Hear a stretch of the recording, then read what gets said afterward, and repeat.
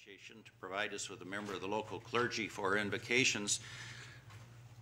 As indicated on your agenda, Pastor Mike Roeder was scheduled to be with us, but because of a conflict is unable to be here. So at this point, I would ask Pastor Tim Sackett, who heads up the HAMA organization this year, to come forward and provide an invocation for us. All rise.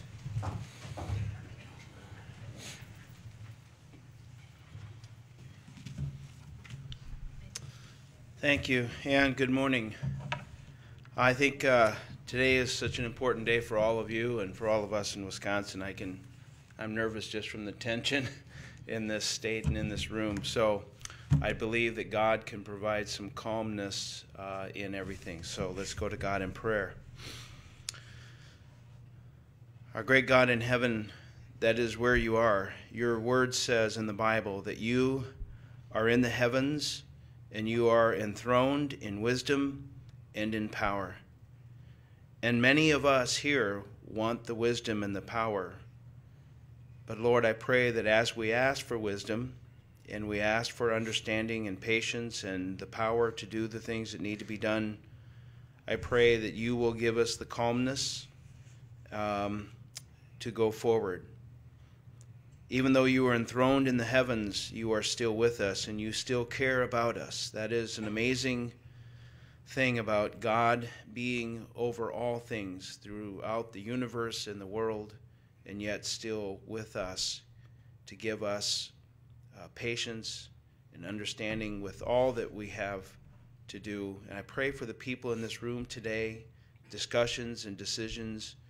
Many hard decisions have been made here in this place, and many more hard decisions will be made today and in the future. But Lord, I ask that you would encourage us, and I want to thank you for the encouragement that we do receive from your word. And it's important, I believe, Lord, for us to complement each other and to be satisfied with this government that we've been given and the responsibility and the privilege to run this government. And compliments are not as easy to come as complaints are. Even to you, Lord, many times our groaning is more constant than our worship. But we long to hear the day when Jesus, the best encourager, will say, "Well done, good and faithful servant." So let us be workers in your field here, in this place, in this county, in this world. Let you be the boss, the one that's in charge of the field in which we work, and help these people to serve you and to serve one another and to serve the people of this county and help them to serve well. And we just want to pray for this in Jesus' name. Amen. Amen. Join me in the Pledge of Allegiance. I pledge allegiance to the flag of the United States of America and to the republic for which it stands, one nation under God, indivisible, with liberty and justice for all. Seated.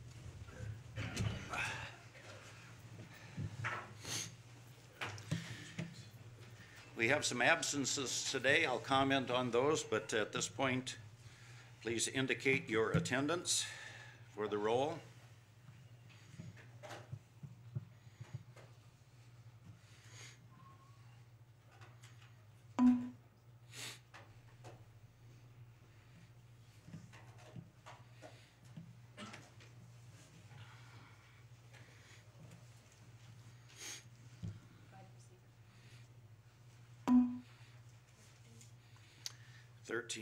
That is what I anticipated. We do have some vacancies today, and I will indicate those vacancies to you. Fred Horn is excused, and he is on a business trip. Esther Wentz is excused for health reasons. District 7, of course, is vacant, and we will be electing a new supervisor that will take that seat momentarily. Supervisor Marzoff is absent for health reasons, and Robert Scheer is also absent and excused on a business trip. Now, what this means is that we have 13 supervisors present, and we will soon seat a 14th. That means that for a majority today, we will need 8 for the majority, And if later on in the agenda we need consideration of suspension of a rules to consider an item, that would take 2/3, and 2/3 would be 10.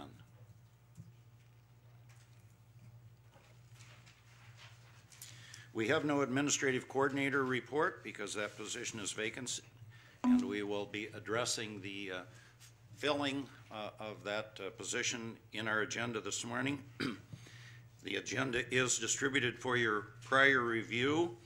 I'll entertain a motion on the consent agenda in a moment, but let's walk through the regular agenda because there are a couple of items that we are going to pull from the agenda.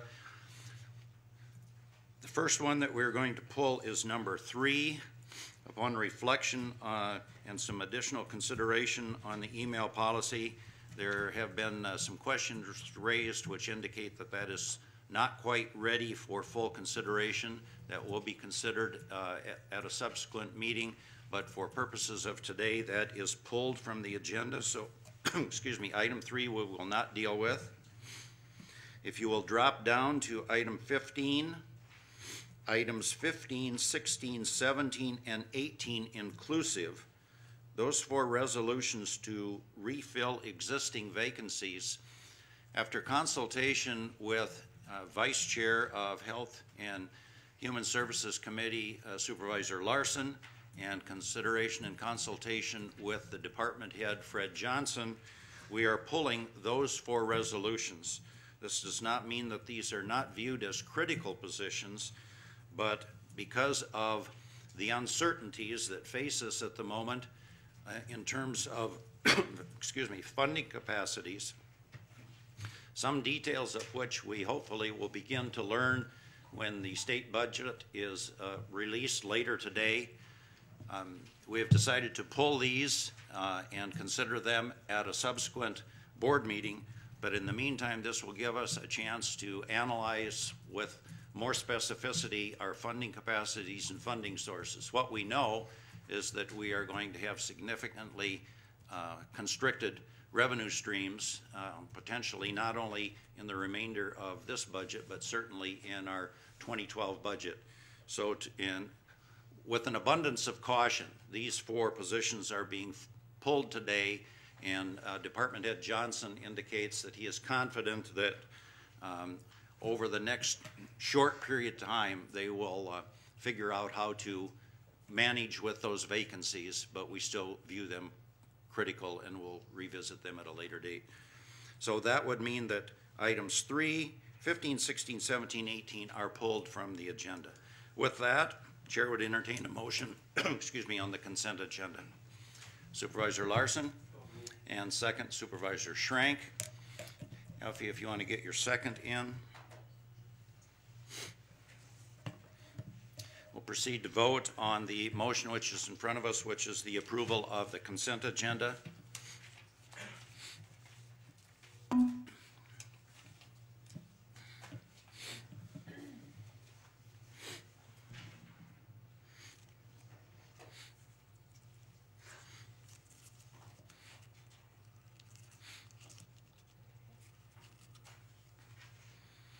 And that is approved.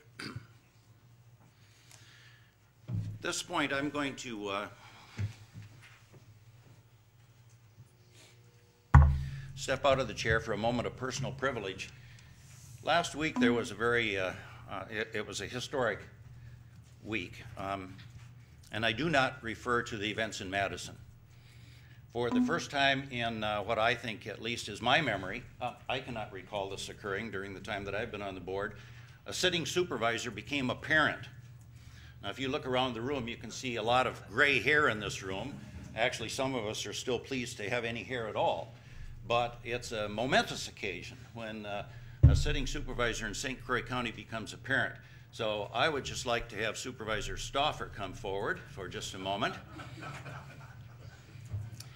James and his wife became parents of a new baby girl last week. I just think that's a spectacular benchmark to set, and the bar has now been put pretty high for the rest of us. I can tell you that I'm conceding right now. I have grandchildren nearly as old as James, so I think I'm out of the race. But I'm very concerned because a couple of days ago, James made a post that I read on his Facebook page, and he was complaining, or at least observing, about the travails of being a father. And he indicated that he had cut his finger, and the only thing that he could find was a Barbie doll Band-Aid. And I thought, if this guy's going to be a new parent, he certainly needs something other than a Barbie doll Band-Aid. So I just want to present to James a big guy Band-Aid. So the next time he cuts his finger, you know, he's just a little more macho than putting Barbie doll things on. Congratulations to you and your wife.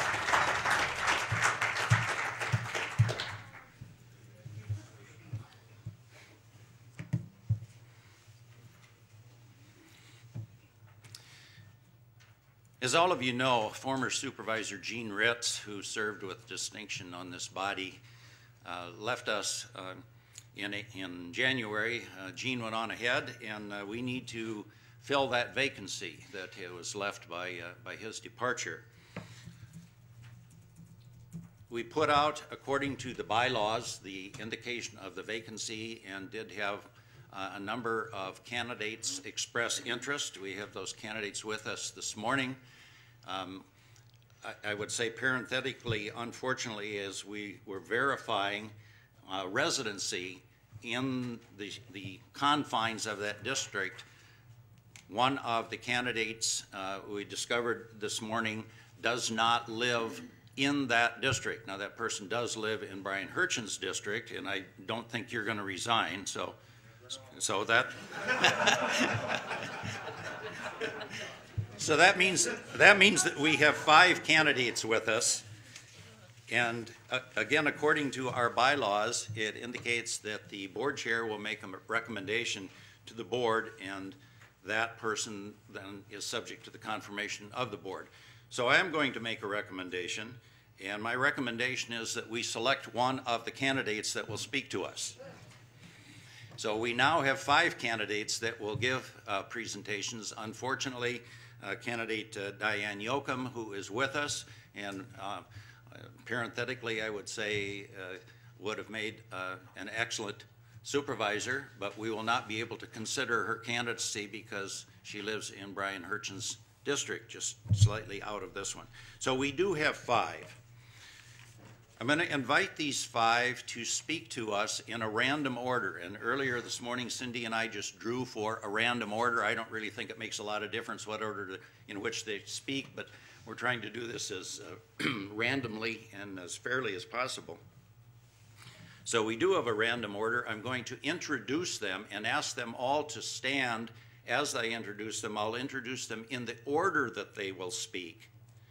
And then I'll call them forward one by one to address us for a period I suggested of 3 minutes. I don't think we're going to be rigid and time them, but I would point out that this board generally considers lengthy speeches to be somewhat counterproductive.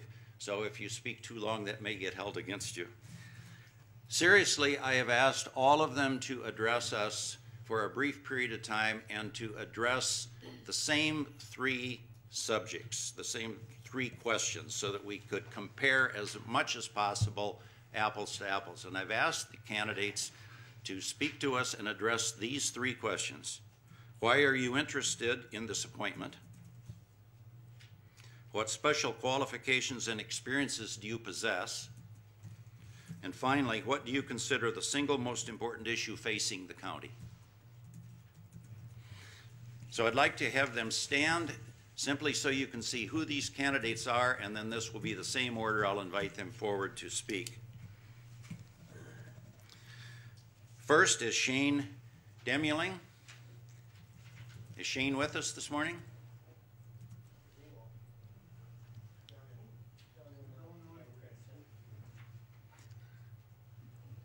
Well, Shane is not with us, so you'll not hear from him, but Shane would still be a candidate. He simply is not here.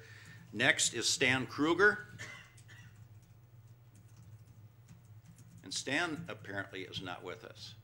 Both Stan and Shane are former members of this body. I think most of you know them. Fourth is Karen Meyer. Karen. Next is Willard Morey. Willard. And finally, Margaret Wolski. Margaret. So those will be the individuals that we will invite to speak to us and address those three subjects, those three topics. Shane is not with us. We would have started with Shane. Stan is not with us. Stan would have been next. And so in the order, the first person then to speak to us will be Karen Meyer. Karen, I would invite you to come forward and make some comments to the board.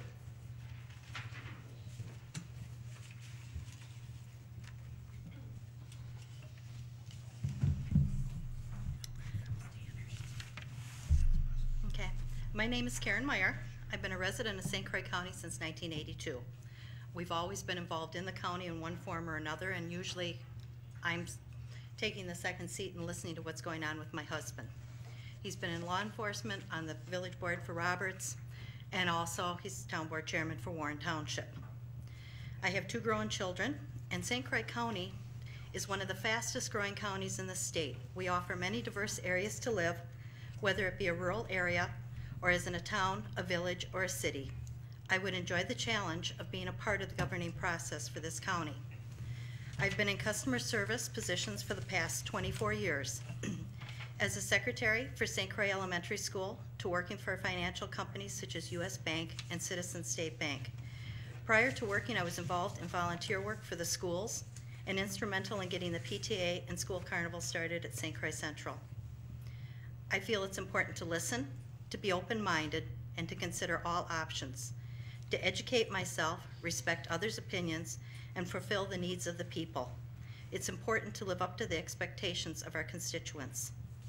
St. Croix County is facing the same issues in one form or another as our federal or state government or as private companies are in our economic times. Making the choices for the benefit of the good of the county and without a negative impact for the present or future of St. Croix County, it is a great responsibility to govern the county conservatively with the least amount of loss of services to the taxpayer. I would like to thank all of you for the opportunity you have allowed me to be here today, and I want to thank you for your time and your consideration.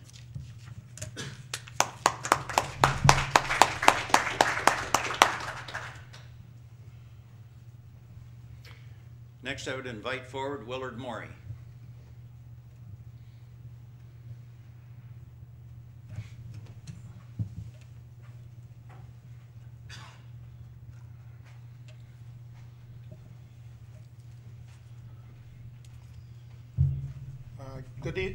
Good morning, everyone. Certainly, I'm going to say this without notes because it comes from the heart. I certainly have issues here that I have so much respect for the county board. My name is Willard Morey. I'm 65 years old. I have 4 children that have been born and raised in the county. I have had a lot of work with them. They're really my interest, my desire to make the workings of St. Croix County proceed. And I've always, from the outside, looked in and seen a respect for what happens here at the county. When you said I couldn't talk more than 3 minutes, I always sort of joke about that because I get pretty winded. I'm not going to today. I feel that my importance to this whole thing is to be part of you and to help the citizens of this great county, certainly our influence to the Twin City area, to Northwest Wisconsin, and with the growth that we've experienced in the past has been monumental. I think this is, we're going to return to those days. We're going to return to the good times of that all. And certainly, if there's any issue that any form of government has, I failed to say that I've served on the Village of Roberts board for 4 years. I've been village president for 8.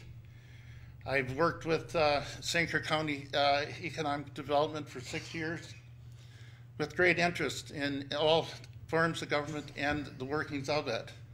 But I think if there's any government that right now is facing that's unified, it's certainly the economy, how to treat and give the services to its citizens, and make the budget fit into that. I don't know if there's one single issue that any form of government has to deal with any more than that.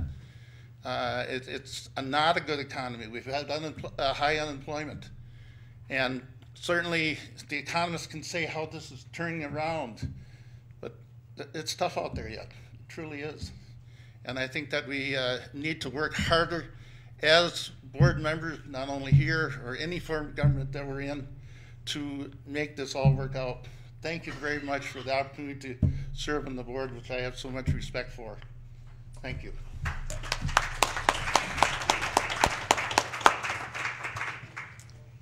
And I'll invite forward Margaret Wolski.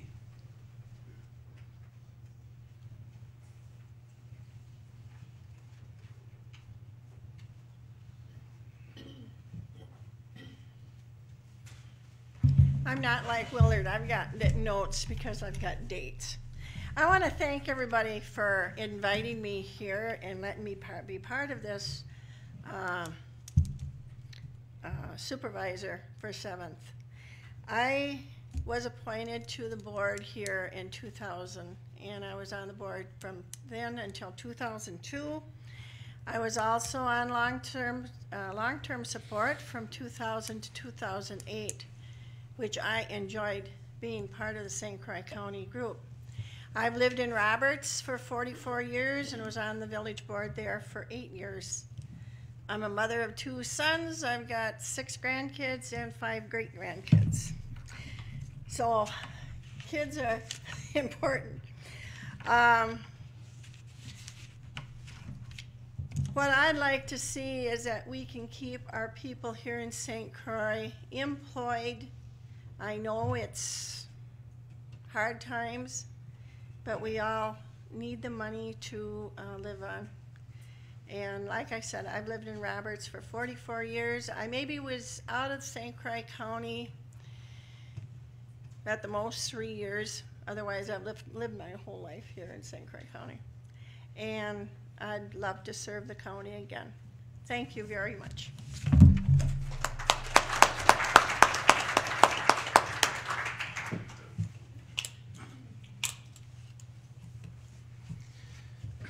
We've prepared ballots that have all of the names of the candidates on which we will distribute. At this point, obviously, there's one name that you can cross off, so we'll be voting on the first ballot from 5 names. Procedurally, the candidate that ultimately is selected is going to need to receive a majority of the vote that is available today. So that would be 8. Oh, that's right, Joe Hurchin is not here. Yeah. You're gonna need 7. This has been rolling math these last few days as people have been telling me they're not coming. But the procedure will be if a candidate receives a majority vote on the first ballot, that person then would be seated. If no candidate receives a majority on the first ballot, the candidate receiving the fewest number of votes on the first ballot will drop off, and in the second ballot will vote for 4. If a person receives a majority on the second ballot, that person will be seated. If no one receives a majority, the person with the lowest drops off and will vote the third time. So everybody understands the way we'll do this and the rules. I think that's as fair as we can make it. The requirement is that a person must receive a majority to be seated. So I'd like to have Greg and Tammy. We need a couple of tellers, so let's distribute ballots.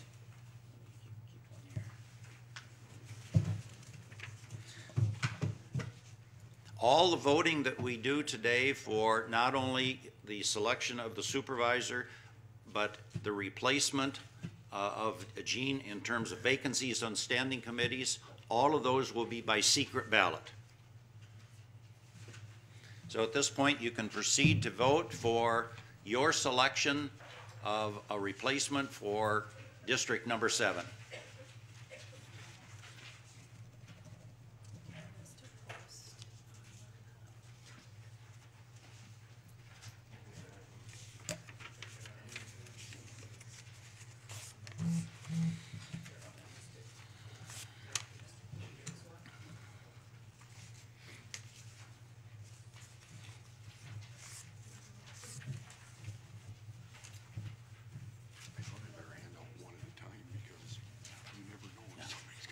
slip 2 or 3 in. And make sure you count.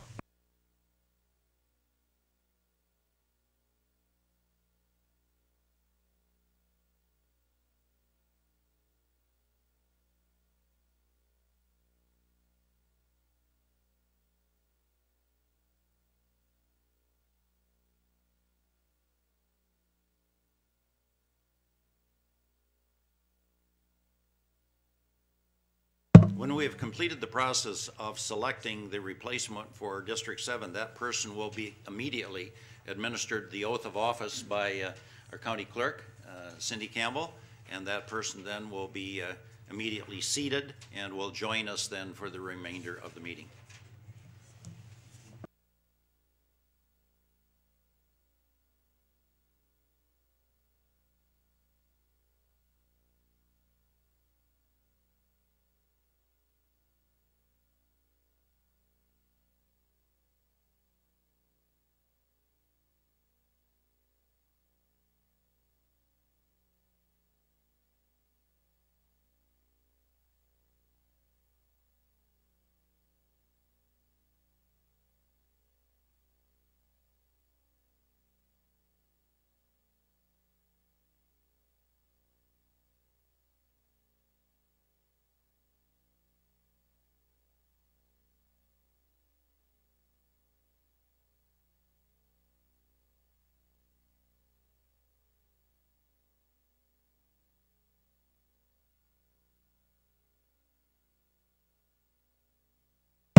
We have 13 votes that were cast.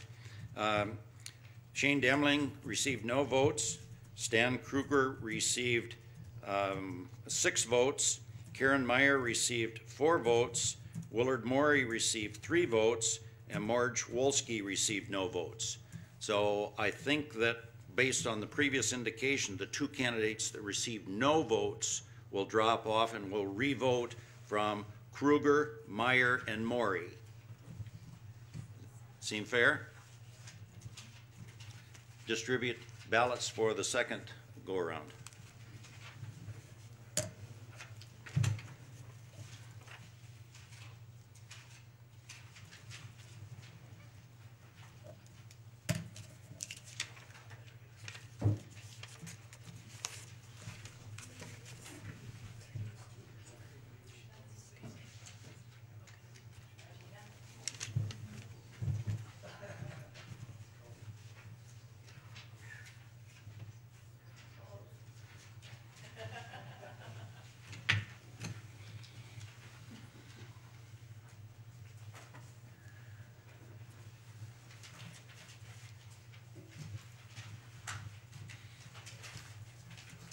Mine's right there.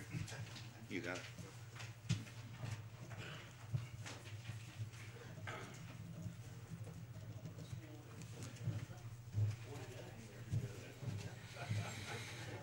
This was the first ballot.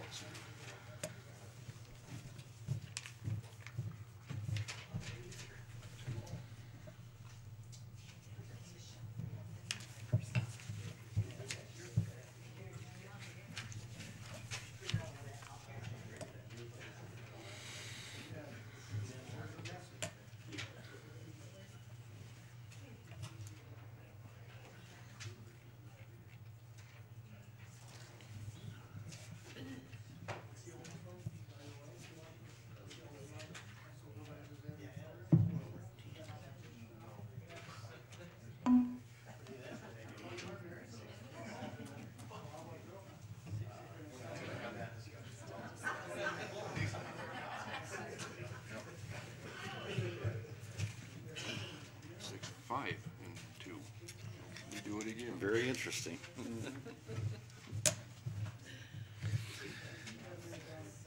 The results are now in of the second ballot. This is just like a convention. On the second ballot, Stan Kruger received 6 votes, Karen Meyer received 5 votes, and Willard Morey received 2 votes. So at this point, we will proceed to a third ballot, and since that's only going to have 2 names on it, I think we can be assured that the third ballot will be the one where we elect a candidate. So tellers will distribute ballots again for the third time, and you will be voting for either Stan Kruger or Karen Meyer?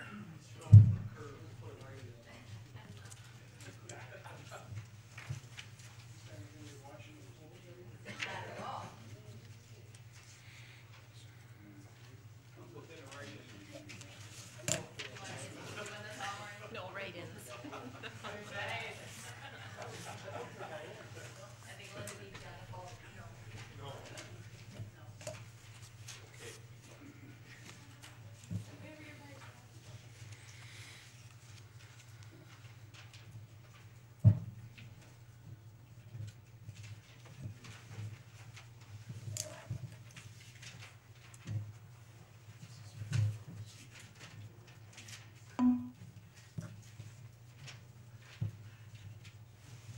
One more time.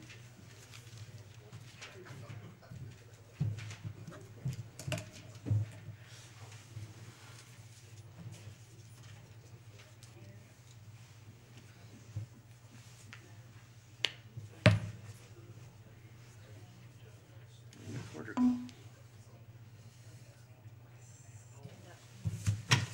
There it is. Okay, we'll call it there. Tails.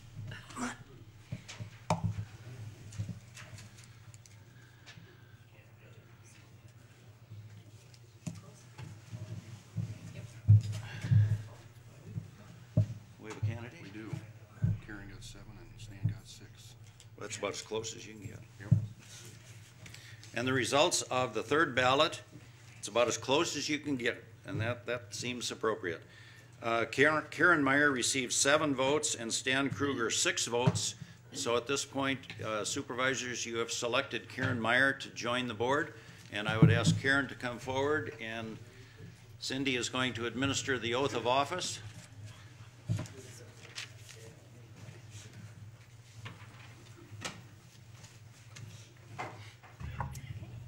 Just have you raise your right hand, and then you can just repeat after me.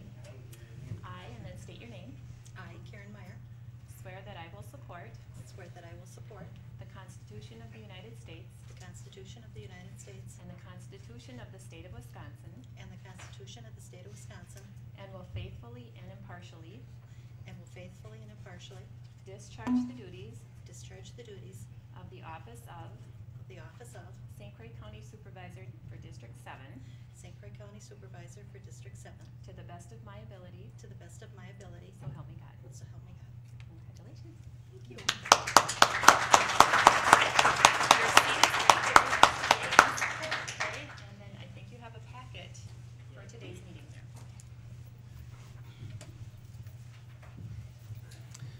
Congratulations. Appreciation, first of all, to all of the candidates. Thank you very much for expressing interest in serving and willingness to serve. And then congratulations to new Supervisor Meyer, and welcome to the board. Thank you.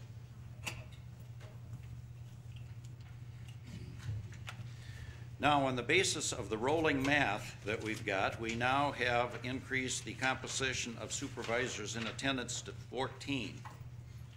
So according to my math, that would now mean that we need 8 instead of 7 for a majority for the election to the standing committees. Would supervisors be in agreement?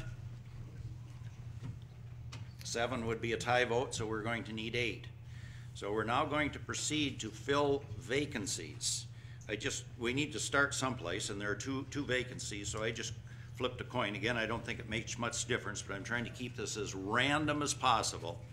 So by flip of a coin, we're going to start with the vacancy on community development, and then we will fill the vacancy on administration. Now, potentially, we are going to create other vacancies this morning.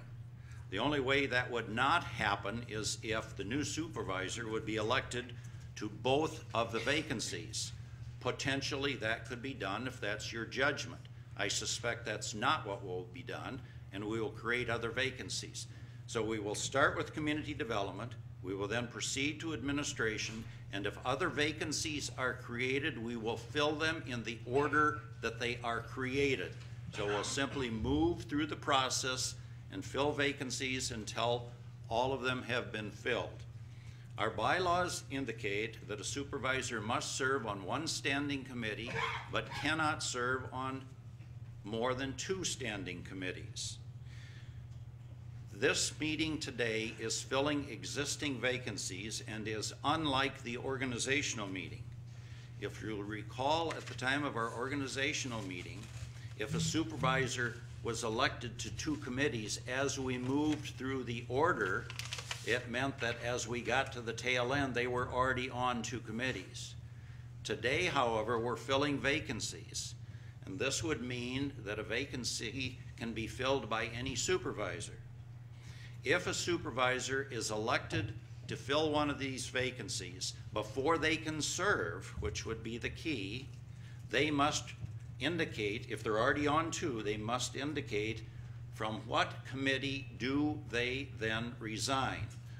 Now, I suppose you could even say we could elect a supervisor to one of the vacancies today.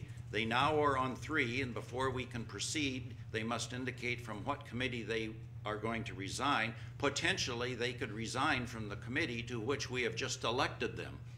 The point is, they can only be on 2 committees. So if we elect a supervisor to fill either of these vacancies, and they currently are already seated on a committee twice, 2 committees, they must indicate from what committee they resign, thereby creating another vacancy before we can proceed. Is that confusing enough? I think that's as fair as we can make it. And again, as I said, I flipped a coin. We'll start someplace. We'll fill vacancies if they're created in the order in which they're created.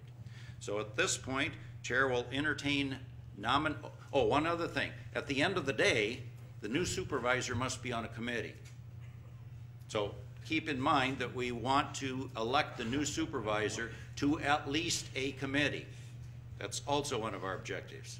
Fill the vacancies, elect the supervisor. Do you have a nomination or No, I have point one, of order? one question to ask, or point of order type of thing. Correct me if I'm wrong, but I'm thinking the Community Development Committee needs to have members who are residents of towns, not cities or villages. Is that still the requirement? No. It's not a requirement. It's not a requirement. So any supervisor can be a candidate for that committee? Correct. Okay. Then I'll, At this point, before giving up the floor, I'll just move right ahead and nominate Karen Meyer. all right. At this point, Karen Meyer has been nominated for community development.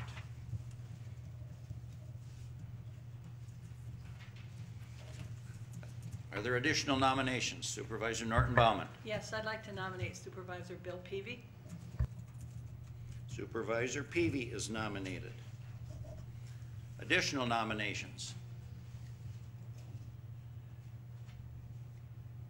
Second time, Chair will call for any additional nominations. And the final time, Chair will call for any additional nominations to the Community Development Committee. I make a motion nomination to be closed. Is there a second? Moved and seconded to close nominations. We'll proceed with simply a voice vote. All in favor, aye? Aye. Opposed, same sign. Nominations are closed. We'll proceed to vote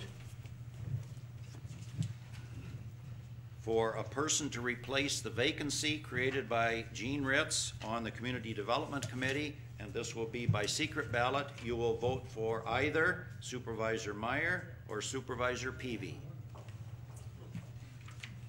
You can post something on the board if you want. Otherwise, it's being.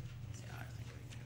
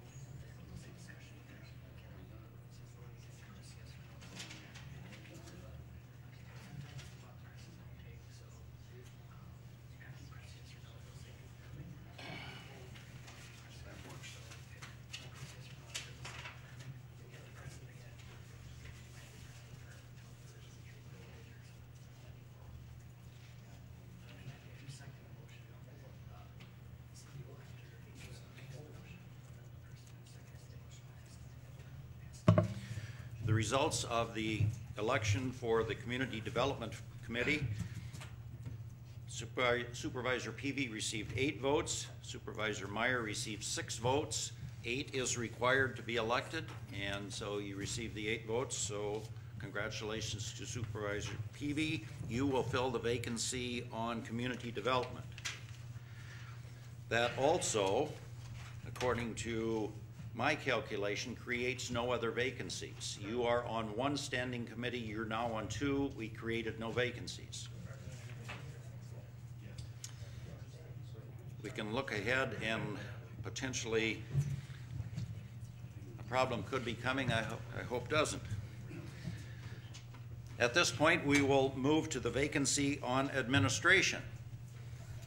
Nominations would be in order, and Chair will entertain nominations to fill the vacancy on the Administration Committee. All kinds of hands.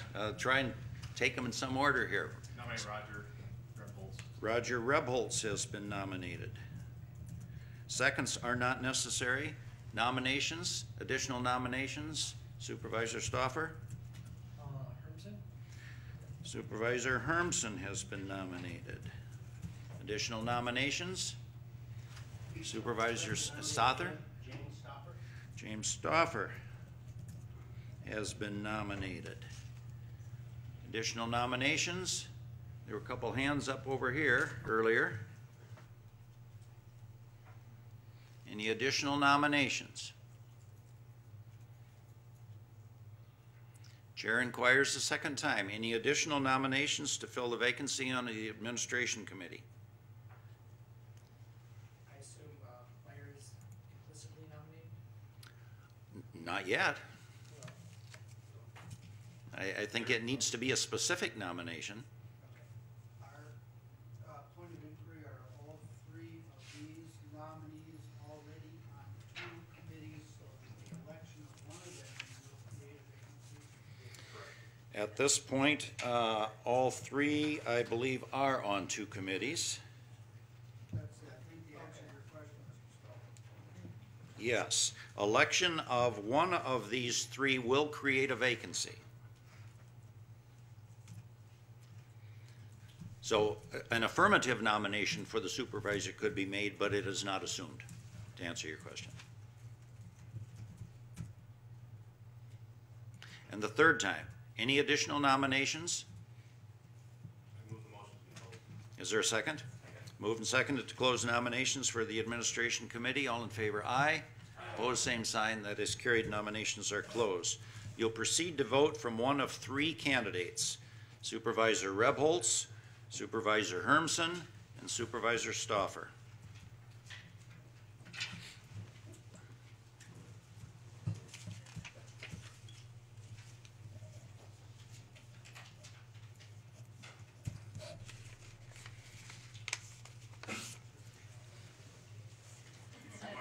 This is just a simple majority of the votes, or it has to have 8? No, it will need to have 8.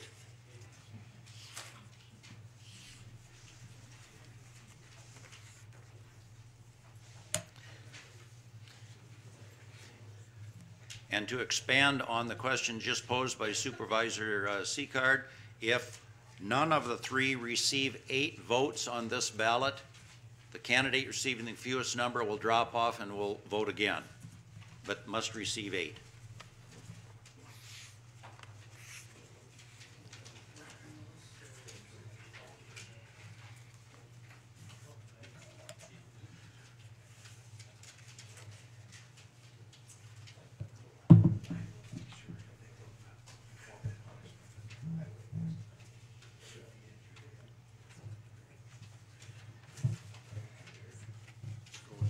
This goes a lot better than it did with 31.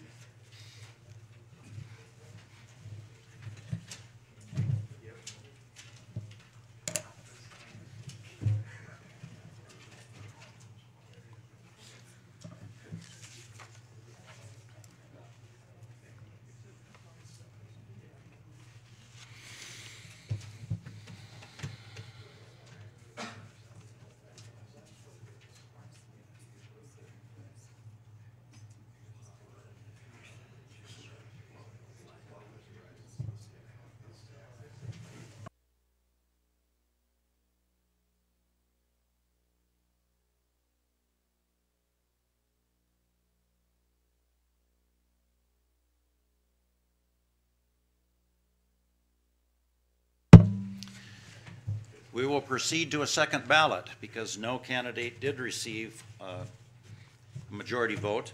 On the first ballot, Rebholz received 7, Hermsen received 5, Stauffer received 2, and we will re-vote between Supervisors Rebholz and Hermsen.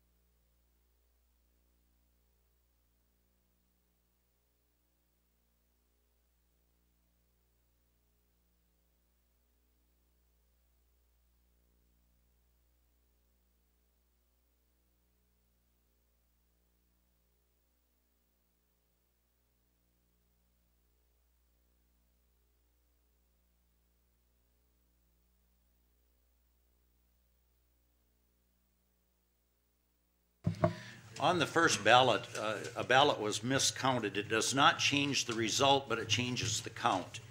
And one ballot was misread.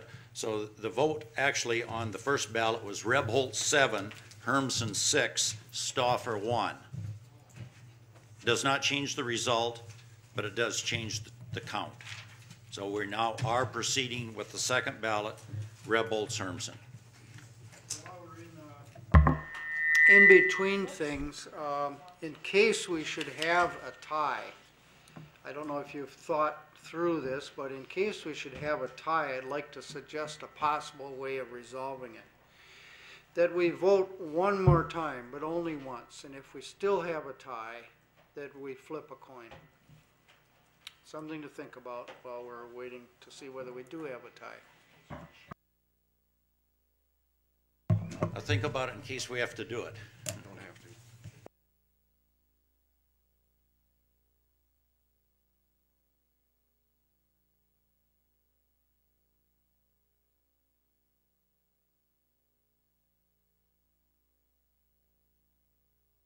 to.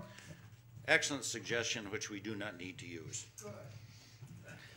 On the second ballot, Supervisor Rebholz received 9 votes and Supervisor Hermsen received 5 votes. That is 14. So Supervisor Rebholz now fills the vacancy on administration.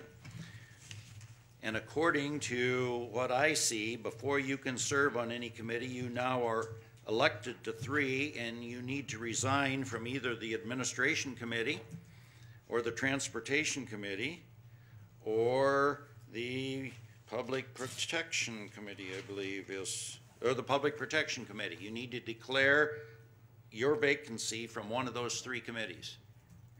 Resign the public protection.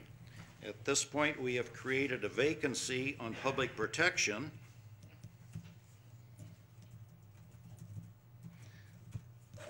By virtue of the resignation of Supervisor Rebholz. Congratulations on your election to administration. We will proceed with the filling of the vacancy on Public Protection. I would like to nominate Karen Meyer and remind everybody that before we leave today, we have to place her on some committee. Maybe we have to do her the honor of placing her on some committee, whatever the deal is. But besides that, she has the background of being a law enforcement officer's wife. Okay. Transferable experience? Supervisor Meyer has been nominated to the vacancy on Public Protection. Are there additional nominations? Question, inquiry. Given that bit of news, is the candidate have any ties with county law enforcement? I'm not aware of any. Supervisor Meyer? Oh, all right, thank you. Chair will inquire the second time. Any additional nominations for the vacancy on Public Protection? I move the nominations be closed and a unanimous ballot cast for candidate Meyer. Is there a second? Second. All in favor signify by saying aye. Opposed, same sign. Carried. Congratulations, Supervisor Meyer. You now fill the vacancy on Public Protection Committee. And according to my calculations, we now have no vacancies on standing committees, and we are in compliance with our bylaws that every supervisor is serving on at least one committee and no supervisor is serving on more than two.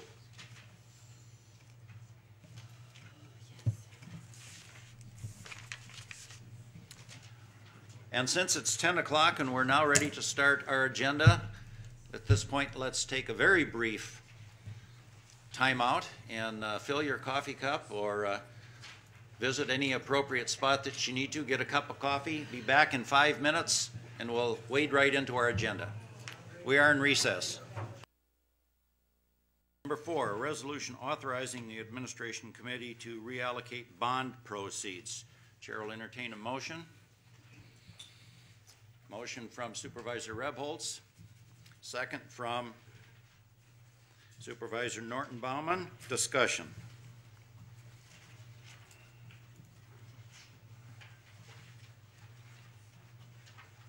Supervisor Stauffer. What's the benefit of this? Supervisor Norton Baumann, Chair of Administration. Thank you, Mr. Chairman. In order for this board to reallocate the bond proceeds from our recovery bonds that we got last spring, either the board as a whole has to vote to reallocate, or the board has to appoint a committee to reallocate to be able to fit in with the restrictions on our bond document. And the administration committee, in consultation with our finance director, thought that it would be easier quite frankly, for the administration committee to just take a look at any request for reallocation and make that decision, knowing that we will be very careful about what we do. Supervisor Lucky. I really can't support this resolution. The money was brought with specific projects in mind, and the full board had an opportunity to weigh in on those. So if the money is now used for something entirely different, I feel that the full board should have the opportunity to vote on it. Supervisor Norton Baumann. I appreciate that, Supervisor Lucky. What we came up against as an administration committee is that we had a violation of our heating and ventilating system at our one of our buildings in New Richmond, and we needed to allocate an immediate $220,000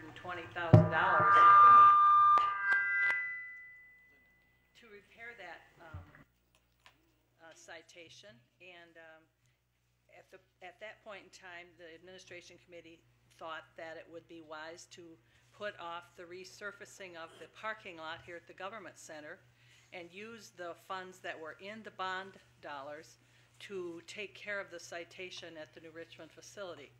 That's what brought up this question about what are we allowed to do with the bond dollars and what are we not allowed. So if this board would prefer that the whole board be involved in those kinds of decisions, you'll have an opportunity to vote that way today.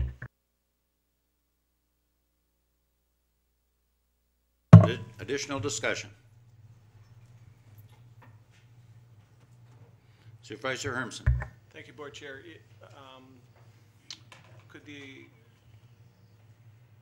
admin committee speak to how much latitude do they have with the 3.36 then? If we're saying that you could divert funds from the parking lot resurfacing project to what you had indicated of the unforeseen issue with the heating and ventilation of that building, what percentage, or is there any safeguard that the administration committee couldn't just turn around and allocate these funds for no projects on the list? Chair is going to take the liberty of requesting Finance Director Petrick to come forward and address the specificity of the allocation of proceeds from the bond, which was previously approved by this board. So we're not talking about borrowing money, we're talking about the proceeds from that bond. I'm going to have Michelle Petrick address that. Got a mic right there.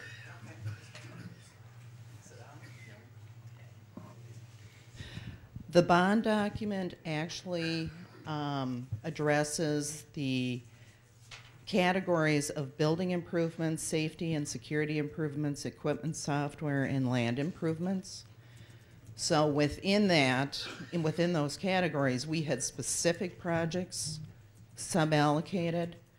As long as you don't deviate from those 4 high-level categories, you're still in compliance with the bond document. Any additional discussion? I was going to, could we expand on that a little bit, Michelle, as far as, again, we understand that the dollars were allocated for capital improvements. But should the administration committee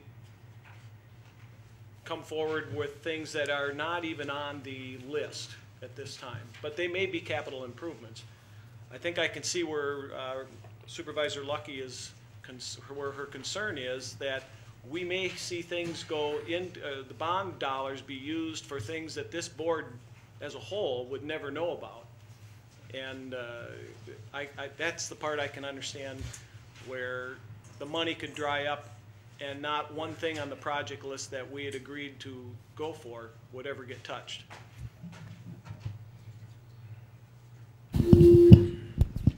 Well, I think the committee would have to weigh what's a priority. These items were considered priorities when we issued the bonds.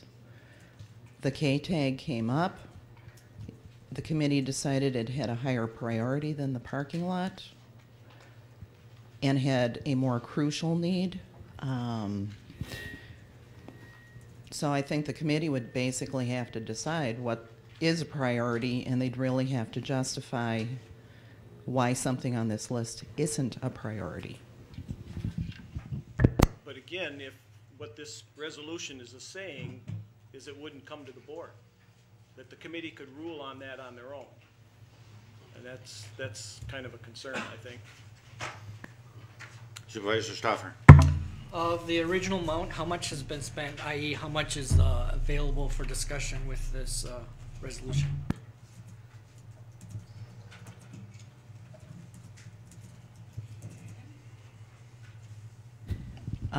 Through December 31st, a little over $300,000 has been spent on projects already approved in the original bond documents. And according to Mr. Tobin, a number of the other projects are out for bid shortly.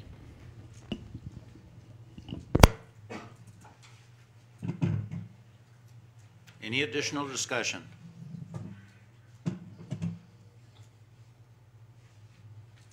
Seeing none, I believe we're ready to proceed to a vote.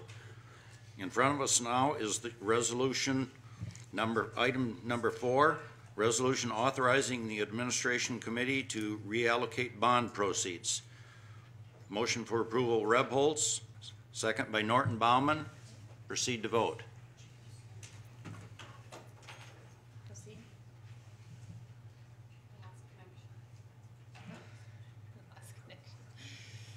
Lost connection means what? We can't vote?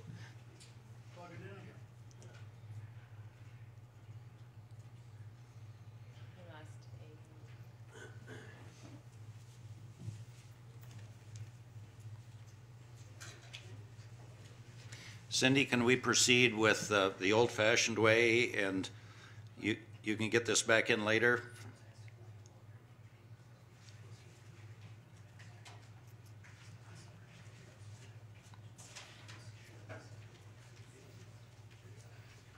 I like technology to work for us, not be held captive by it.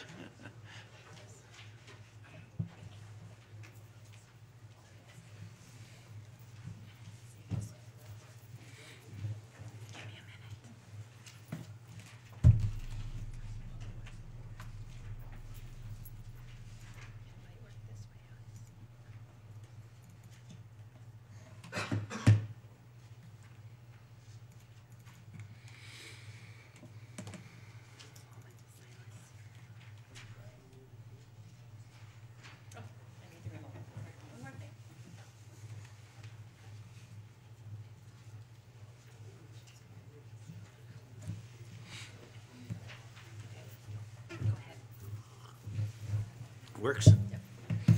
Proceed to vote.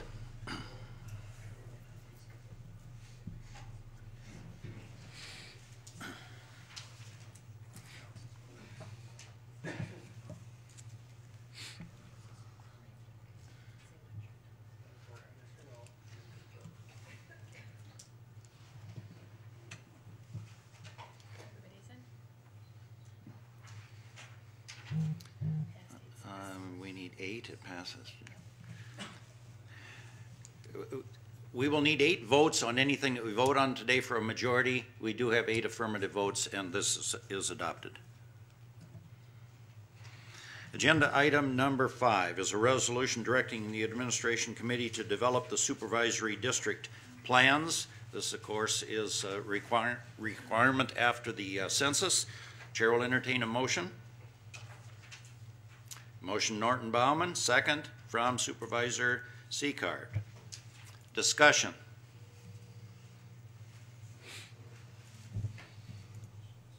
Any discussion on the resolution directing the administration committee to develop supervisory district plans for consideration of the board?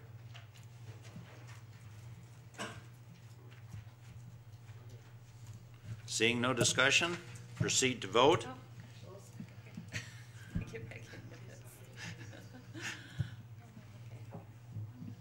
Ready?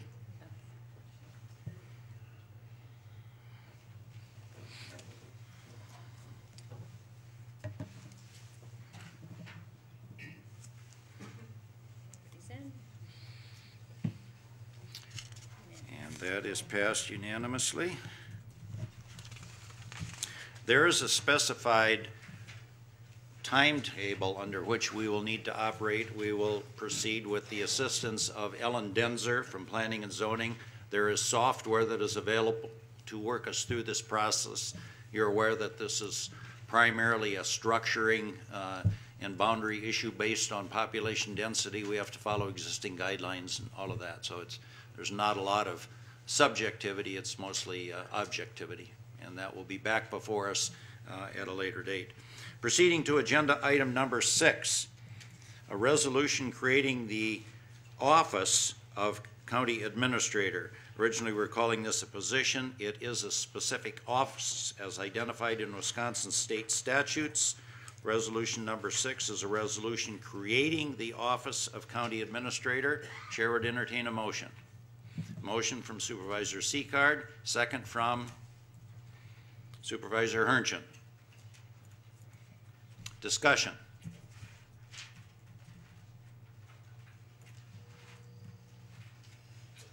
Supervisor Stoffer. I have a discussion point. I'm trying to bring up the bylaws so I can make it coherent. Brian, can you second? Did you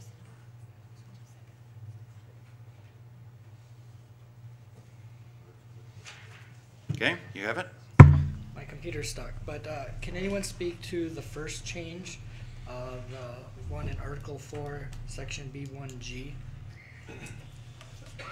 I will have Corp Counsel respond to that.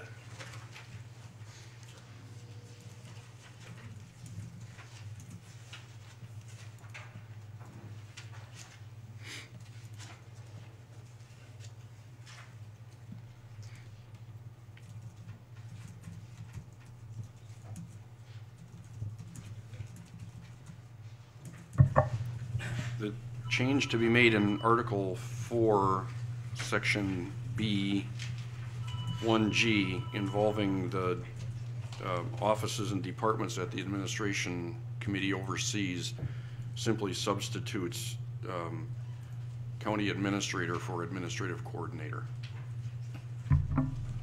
In the position description, it talks about the policies established by the county board, but in that section it says that the policies for that position or office will be established by the admin committee. There seems to be a conflict, and I was wondering, since the administrator has more authority control than county coordinator, if it would be appropriate for the full board to make policies related to the county administrator as opposed to just the admin committee. Chair would observe that that's a very reasonable suggestion, and it's possible that was simply overlooked as we were working with Charlie Carlson and looking at language, but I'm only speculating while he's pulling it up. Your suggestion would obviously be meritorious.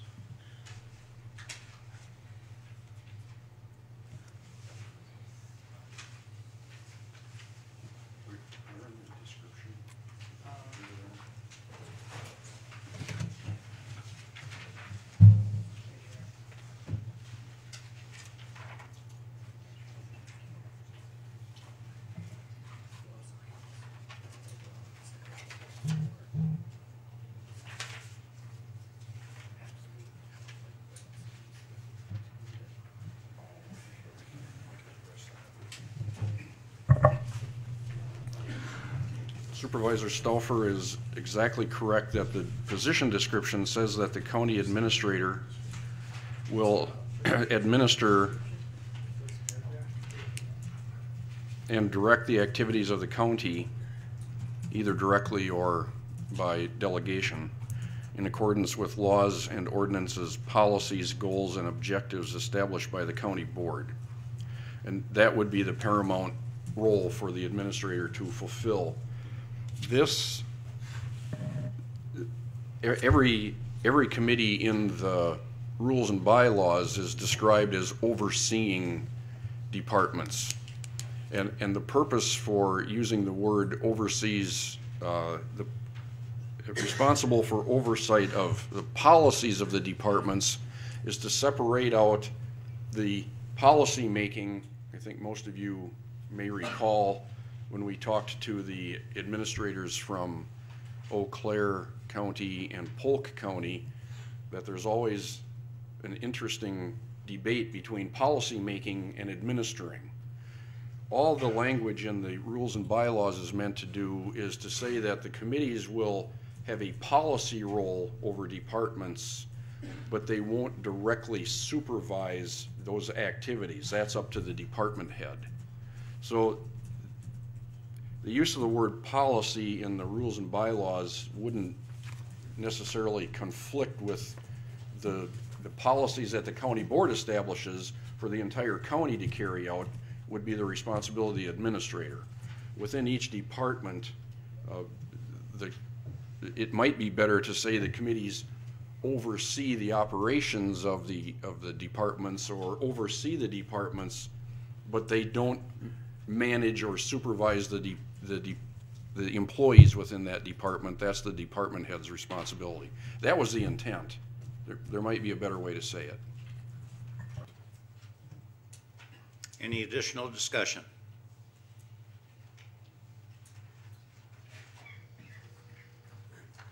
Supervisor Malik. Well, it seems to me there may be just one more clarification that Greg might be able to bring out for us. If that was the intent, is it fair to say that that intent shines through or would be determined in a fair reading of the two different documents together?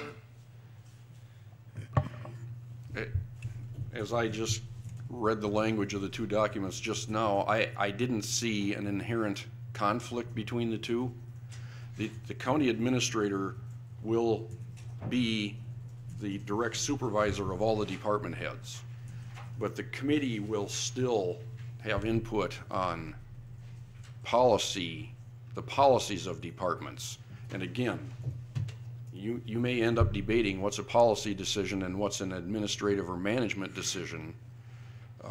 It's never going to be crystal clear, as our Polk County visitor and our Eau Claire County visitor indicated, but I don't see any conflict with the language between the two documents. Any additional discussion? If not, I believe we're prepared to vote. We are voting on the resolution creating the Office of County Administrator. Proceed to vote.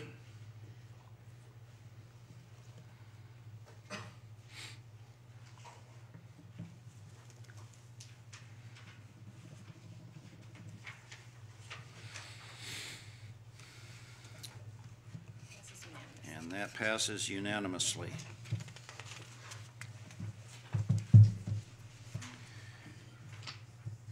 Agenda item number 7 then follows right on the creation of the Office of County Administrator, and this is the resolution approving the position description of the County Administrator and the recruitment process. As you are aware, there was a committee that has been working for a couple of months now, nearly, in consultation with Charlie Carlson, who is engaged for that process, Corporation Counsel, our HR director, our finance director, in working through the mechanics of getting ready to begin the recruitment process. The position description is in front of you, and then it lays out the recruitment process, which, if approved by this board today, would begin immediately. Is there a motion? The chair would entertain a motion to consider the position description and the recruitment process for the Office of County Administrator. Motion from Supervisor Seacard and second from Supervisor Rebholz. Discussion. Supervisor Stoffer. The recruitment plan that's listed in one of the whereas, is that only what we see on pages 2 and 3, the timetable and the potential ads, or are we approving anything significantly different from that? I'm going to ask for a response from our HR Director, Funk, who will be primarily responsible for the advertising and the recruitment phase.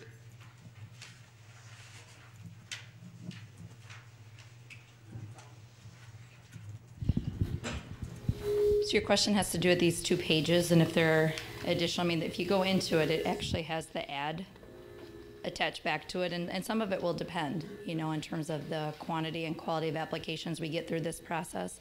But this is what Charlie Carlson recommended and the committee decided to move forward on.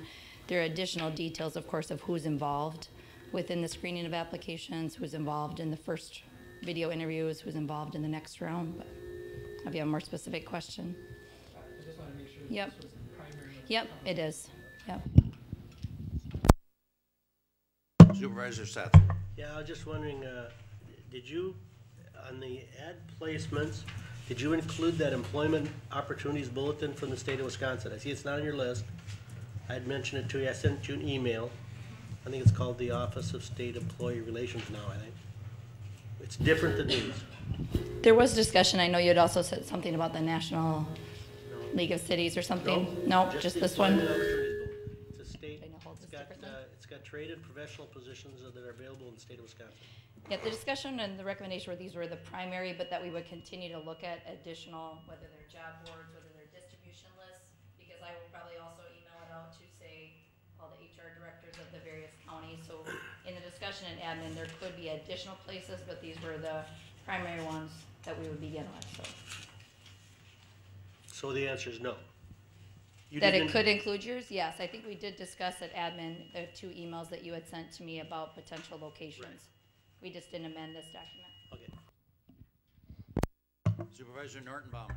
Yes, I'd like to make sure the board knows that on the page dated February 2nd, where it talks about the recruitment timetable, we as a committee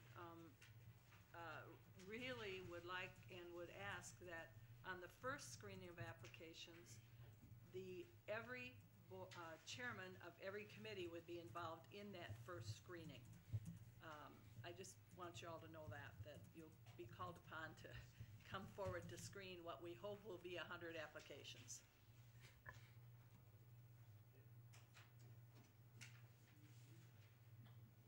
Supervisor Hermsen. Thank you, Board Chair. I just have a question and kind of go back to it's since the 2 resolutions are kind of tied together, and go back to an earlier comment. In the job description that we see here, I think this goes back to Supervisor Stauffer's concern, was this new administrator position will report basically to the administration committee. No? To the board. Report to the county board. Works under the general supervision of the administration committee.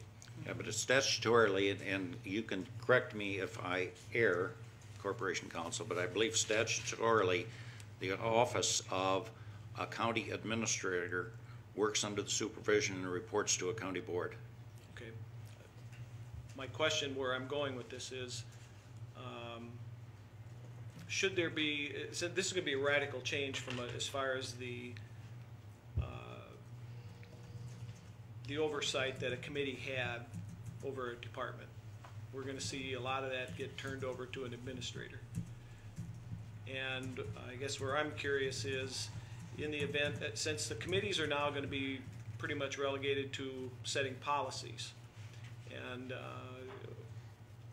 I'm nervous and hope somebody can address this question as to, does an administrator, if there ever should become a conflict between a standing committee on how a department is being run and that administrator's opinion, knowing that that administrator can end up going to getting the administrative committee to back them, where does a standing committee really stand with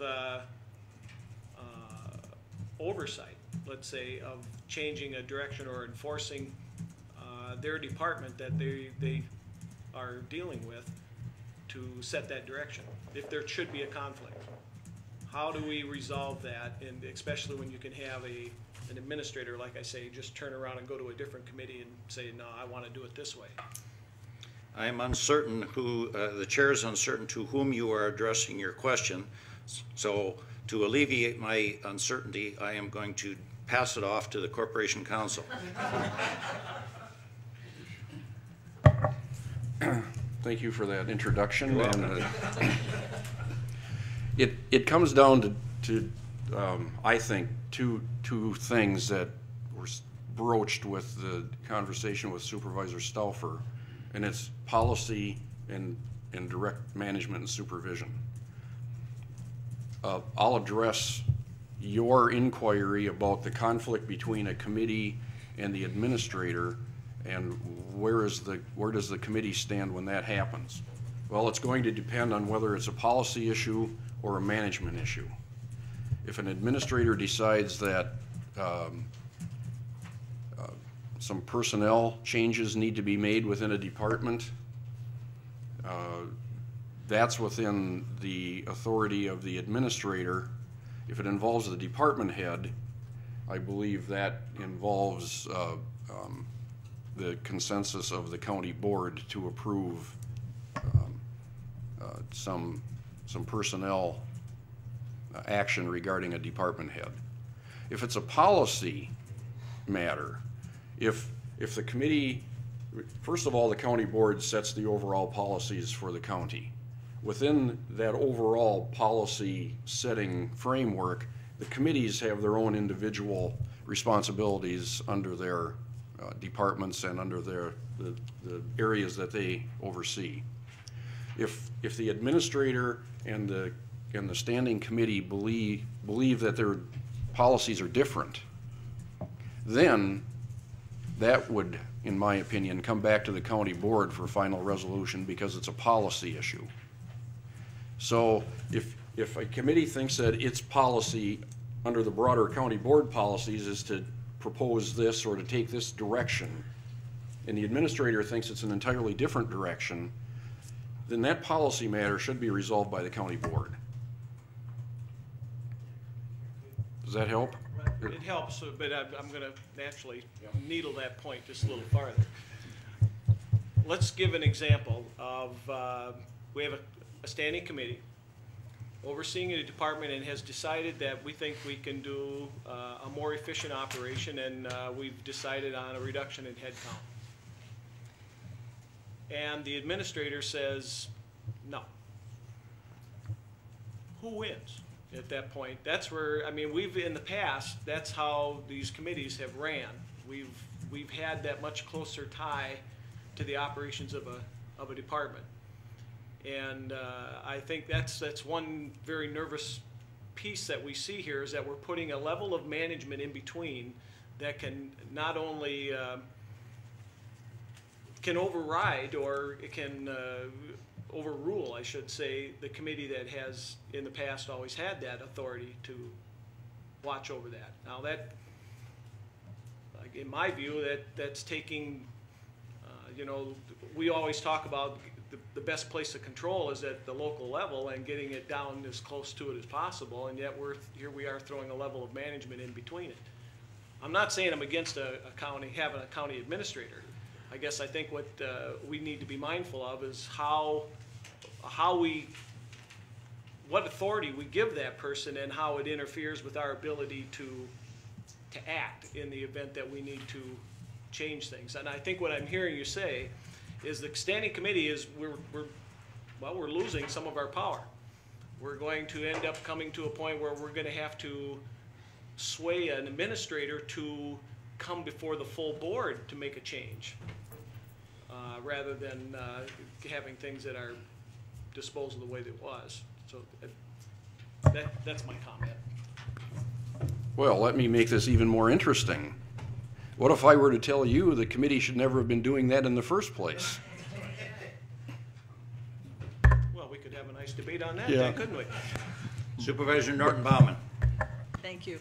With all due respect to my fellow supervisor sitting next to me, I can't wait for the day when that happens, that we have somebody on the ground here who has some managerial skills, who can work with the committees and the staffs and determine what is the best thing for our county to do to provide service to our constituents.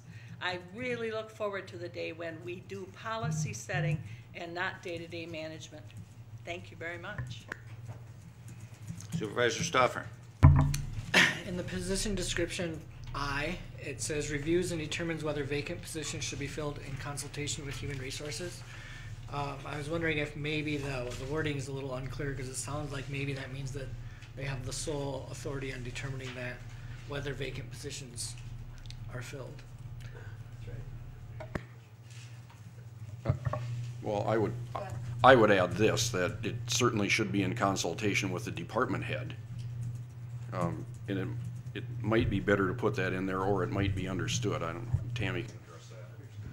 And I would say it's assumed that HR and the department head are bringing positions forward. And I think this is the general job description. Of course, we currently have a resolution that instituted a review process. So that's kind of in general, HR and the committee could have looked at positions that department heads requested to fill and made a determination.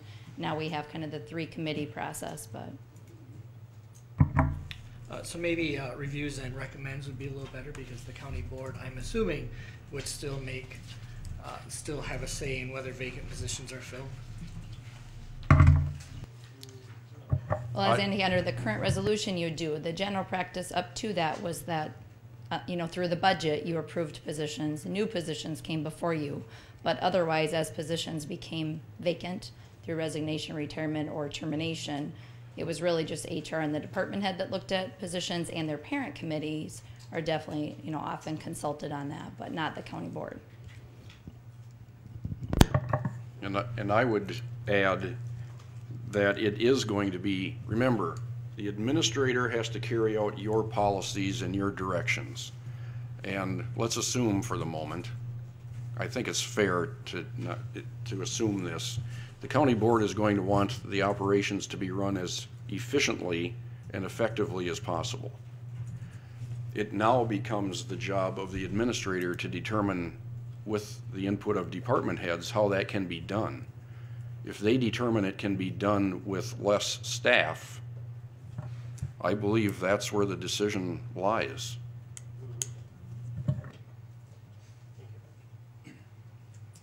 Any additional discussion? Seeing none, I believe you're ready to vote.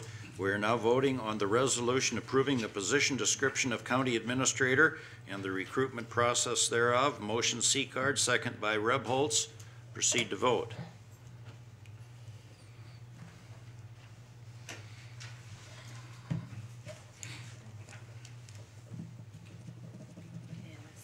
And that also is approved unanimously. Supervisors, as a result of our affirmative and unanimously passage of resolutions 6 and 7, we are about to embark on a change in our structure from an administrative coordinator to a county administrator. I believe this is a very positive step for our organizational structure, and I congratulate you on your foresight in making this change. We will begin the recruitment process immediately. There are some details that will be fleshed out that you will begin to see. We want to involve the maximum number of people. We certainly want to involve committee chairs, and I will indicate to you at the suggestion of our committee and Charlie Carlson as we move through this process, as we get down to some yet to be determined at the final juncture, we have also reached out to some independent citizens, an educator, a manufacturer, an administrator, to watch and observe some of the final interviews and then give us some independent feedback. That was a suggestion of Charlie Carlson. I think that will pay dividends. That they will not be interviewing the candidates, they'll be observing it and then providing us some feedback. I think that will be beneficial to get an independent view and a public view. At the end of the day, the objective is to select the most qualified and the best candidate, and then bring the final candidates, the final 2, 3, 4, perhaps certainly no more than that, to the board for a more in-depth interview and conversation in front of this board. So this is going to be a process that will take some time to complete, but the objective is to wind up with the best, some people have said superstar, okay, hopefully we'll get a superstar, the most qualified county administrator that we can for St. Croix County. And I think that at the end of that, we are all going to be pleased and well served. So, thank you very much. Agenda item number 8 is a resolution to hire seasonal employees for the treasurer's office. Chair will entertain a motion. Motion Norton Bauman, second from Schrank. Discussion. Discussion.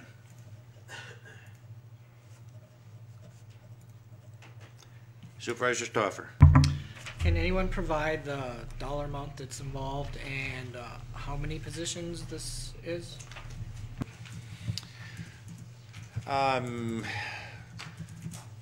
Either HR Director Funk or Treasurer Lori, do you want to address this, either one of you?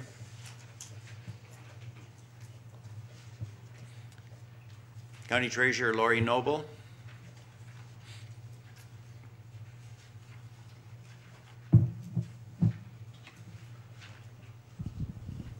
The amount budgeted was already budgeted in the wages for the year. I don't know the exact amount, but I know this past season, the expense was about just under $5,000 to cover the temporary help that we had.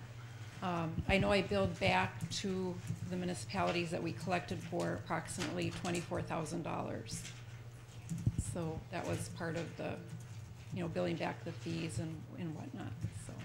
And we generally run 4 to 5 people in our office as far as seasonal help during that time.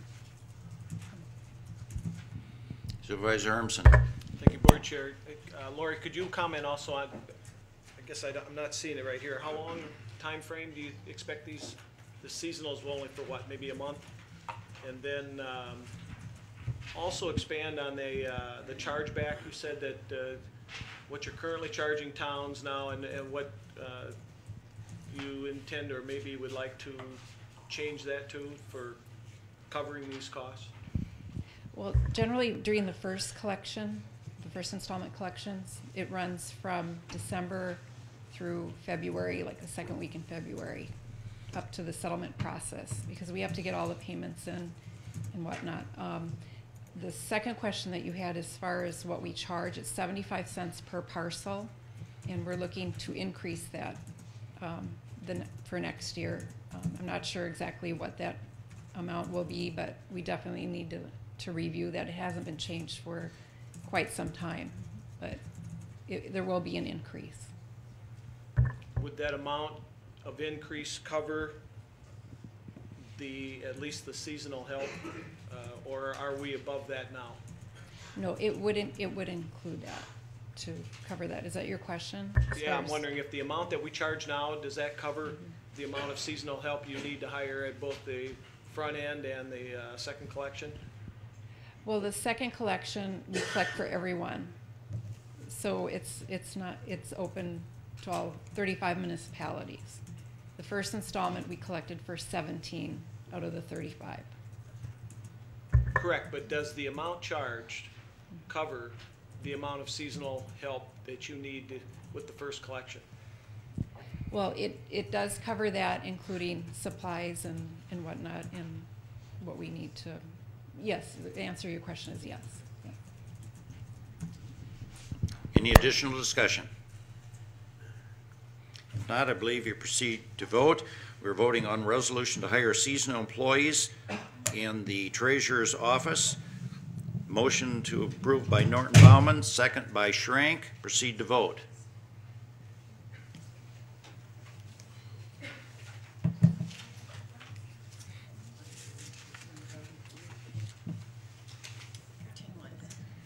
And the resolution is approved. Agenda item number 9 is a resolution to hire a part-time temporary employee in the Veterans Service Office. Chair will entertain a motion. Motion from Supervisor Sather, second from Supervisor Hermsen. Discussion.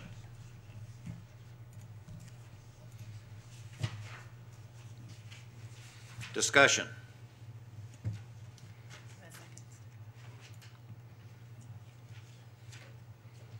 No discussion on the resolution?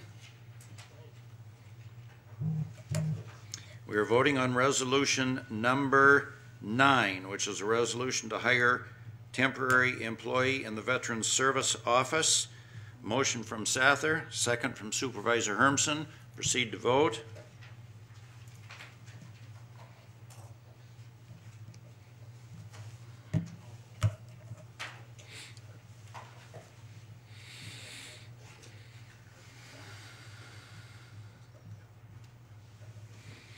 And it is adopted. Resolution number 10, resolution to hire temporary employees in the Victim Witness Office.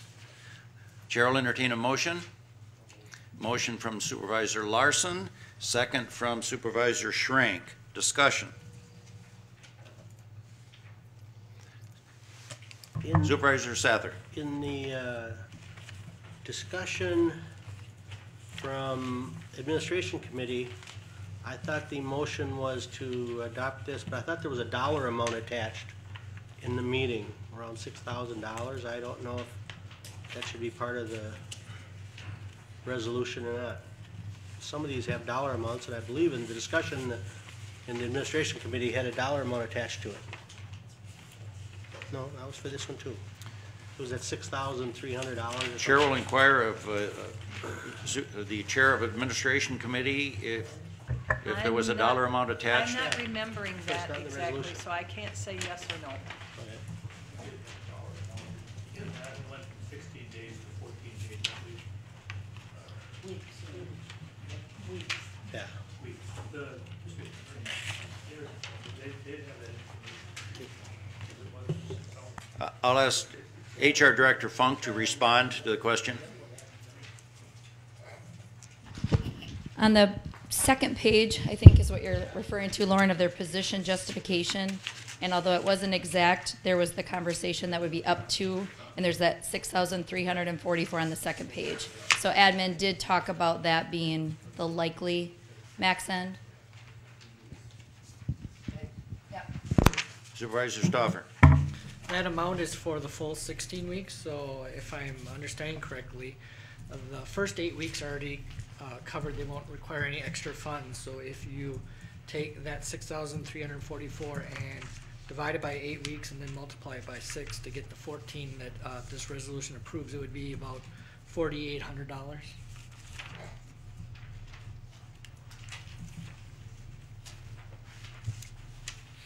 Okay. Any additional discussion? Supervisor Hermsen? Thank you, Board Chair. Say, when this came through committee,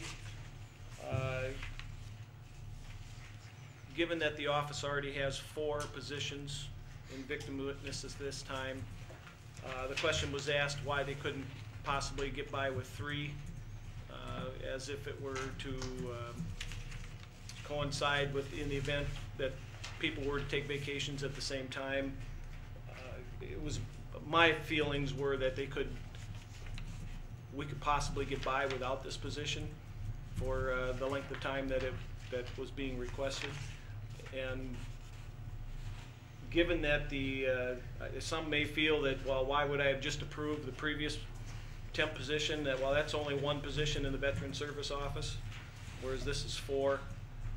And I still believe that they can get by with operating with 3, and I would encourage a no vote. Any additional discussion?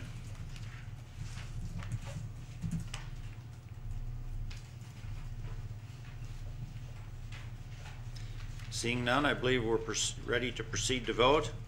We are voting on resolution number 10, which is a resolution to hire temporary employees in the Victim Witness Office. Proceed to vote.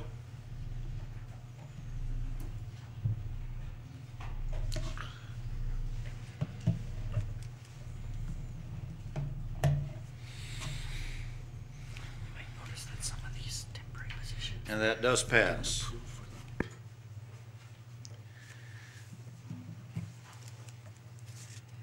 Agenda item number 11 is a resolution to hire a temporary employee in the Clerk of Court. Chair will entertain a motion. Motion from Norton Baum, reluctant motion from Norton Bauman, that looked like. And a second from Rebholz. It is now available for discussion.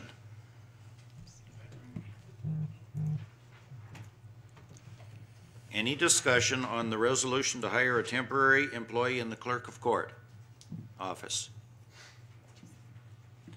Supervisor Stoffer. The 2 past temporary employee things, we did not a full amount. And I noticed this is the full weeks, but it looks like it's a less amount per week. Could anyone verify that?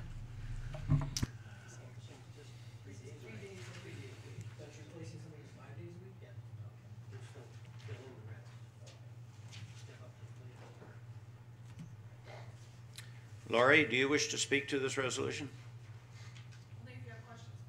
Was your question answered?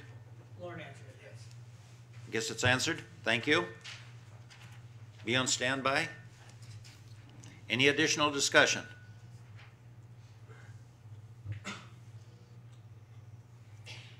Any additional discussion on number 12, resolution to hire seasonal employees, or excuse me, number 11, resolution to hire a temporary employee in the clerk of court? Trying to not to get lost here in the agenda. Seeing no additional discussion, proceed to vote.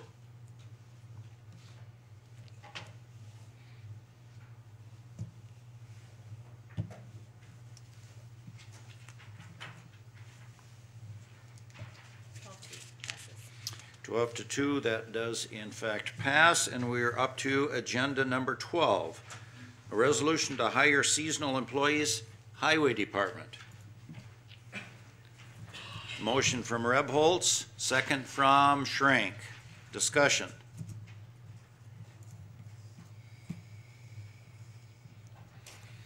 Discussion.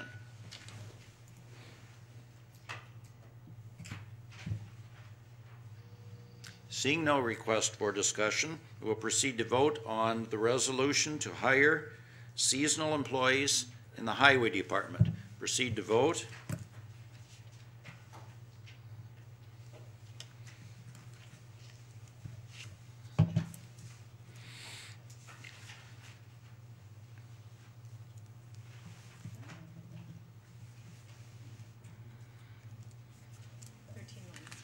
And that is adopted. Resolution number 13 is a resolution to hire seasonal employees at the Parks Department. Chair will entertain a motion. Motion Hermson, second from Hurchin. Discussion. Supervisor Stoffer. I see two positions were changed from 6 to 5, and that it was crossed out about the retirement. Is that related? That they were changed to 5 to not have to deal with retirement? Cause and effect.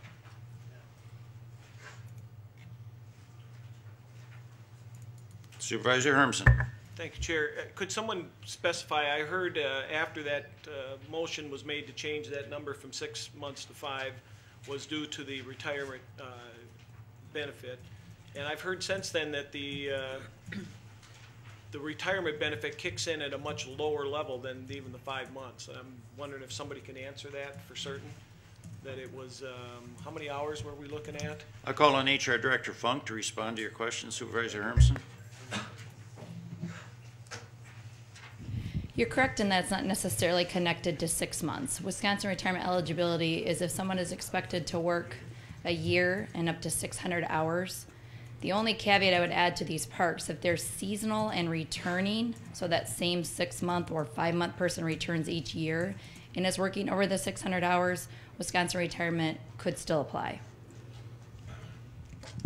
Do we know, I don't know if the Parks Director is here, does he intend to hire a recurring person that would fall into that category? He is here. Because they're waiting for approvals, obviously no one has been hired yet, but I know there has been a returning person that has come for quite a few years. Do you want to come up, Bob? Mr. Heisey, if you want to respond to that, you are invited forward.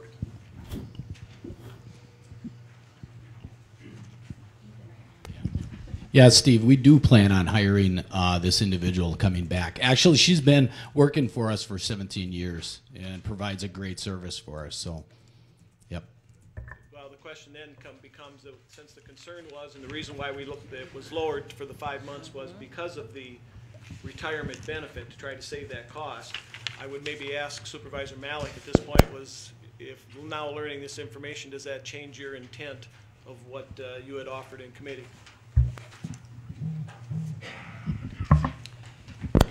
Well, it seems to me there's savings in the county in the proposal that's before us that were not there when this was passed in the Community Development Committee, and I think that's beneficial.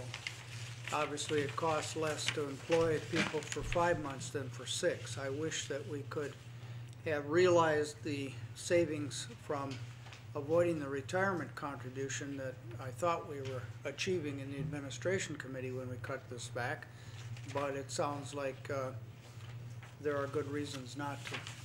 But I would not propose to go back to making those 6 months positions, for example, if that's what you're asking.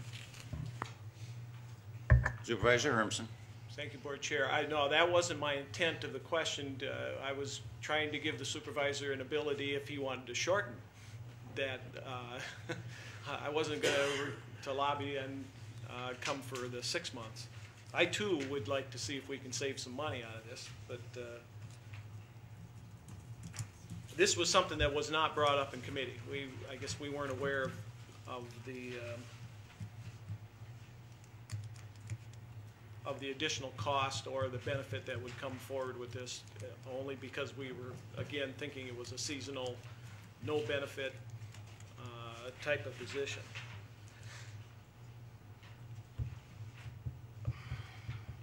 Any additional discussion?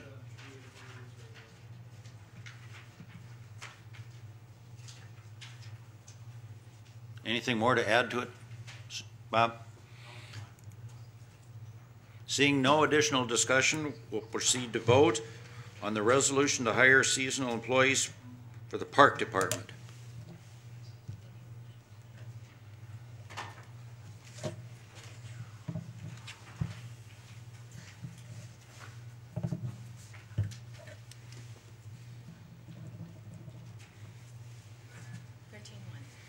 And that is adopted. Number 14 is a resolution to hire seasonal employees, UW Extension. Chair will entertain a motion. Motion from Hermsen, second from Peavy. Discussion.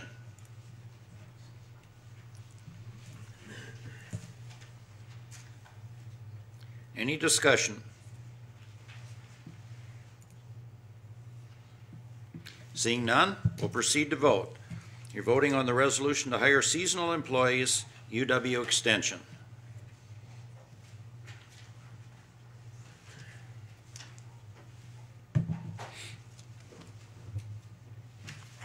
Bill.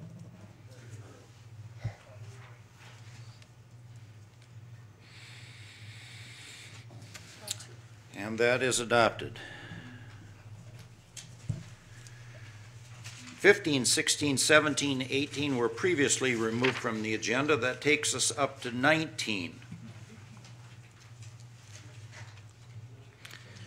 Agenda item number 19 is a resolution to fill the contract position of job developer at St. Croix Industries. We have motion from Supervisor Larson and a second from Schrank. Discussion. Supervisor Stauffer. On the back where it talks about net savings and it says that they get paid by the hour or by placement, by whom? Is it some level of government that pays, or is it the employers that pay, or someone else? Is Clark here? Fred, I'll invite you forward.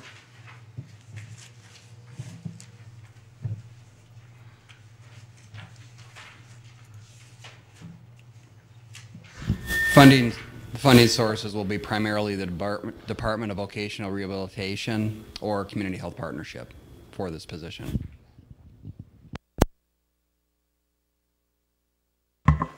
Supervisor Malik. I'd like to comment on, in general, about all of these reviews of filling positions or not filling positions, and the support that's the written justifications that have been provided by the various departments that are seeking to fill the positions. Because I know that this is a process that has not been used in previous years by this county board, perhaps never before in the history of the county board until just a few months ago did we start this detailed questioning of every filling of every vacancy. We've seen today an example of ones that are created by seasonal things or by maternity leaves or by other kinds of retirements or other causes. And I think that in our first steps at this, the decision process and the justification for filling the positions was kind of creaky and not always persuasive, but I think it's gotten much better, and I think that some thanks or congratulations or whatever's right is appropriate for the departments that are going to the effort to justify their requests to fill positions, and for Tammy's personnel office, human relations office, that manages all this paper, and the county clerk's office that does it and gets it out to us supervisors in a timely fashion so we can study it all in advance. I, as a member of the administration committee, see these things before they come to the county board, and I note that there have been cuts made by supervising committees, parent committees as we call them. There have been cuts made by the administration committee before they get to the county board. And to my mind, it's worth it. I know that we must always question whether we are creating processes that might be just make work or burdensome hurdles to be leaped over, but in my view, this is worth doing, and the savings, while not huge, are important savings in these economic times. Now, it may all turn on a dime before we meet in our next county board meeting, where if we have a new set of laws coming down from the state and a different, radically different environment in which to work. But I think for the moment, there has been throughout our organization a good attention to detail on behalf of the citizens. Additional discussion. Supervisor Hermsen. Something I'd like the board to be aware, and I'd sure would appreciate when these requests come forward, and I wish I'd have pointed it out a little earlier. Some of these positions that are coming forward are coming for contingency dollars and non-budgeted dollars. And I don't know if the board is aware of that. Now, we've heard Fred mention here that, for instance, this position was funded by other sources. So it's basically a refill and was already accounted for in our budget. But I know there was other positions that we just approved here that was going to be requiring contingency dollars, non-budgeted dollars to use. And I guess I wish I would have been a little quicker on the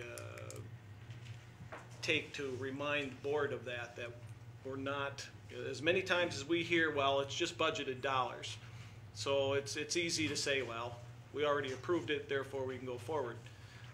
But I can't help but think about a comment that was made of a certain candidate or the candidates when running for board chair. That they said, just because we have it in the budget doesn't mean we have to spend it. And I appreciate what has gone on this morning on attempts to go towards that endeavor. So I thank you for Well, Supervisor Hermsen, you are obviously quoting a wise and learned person when you make that quotation, but the chair at this point would indicate confusion with respect to your statement and would ask which, if any, of the refill positions are in fact non-budgeted, because it would be the view of the chair that these are in fact refilling budgeted positions or filling temporary positions, all of which were anticipated in the budget. While I'm not challenging your quotation, I am confused as to your statement that these are not budgeted and will need to come from contingency dollars. I would ask you to go back and look at the victim witness employee that we just approved. The request was for contingency dollars. Veterans too. Was that the veterans too? I didn't realize that. Yes. So now Supervisor Norton Baumann. Thank you, Mr. Chairman.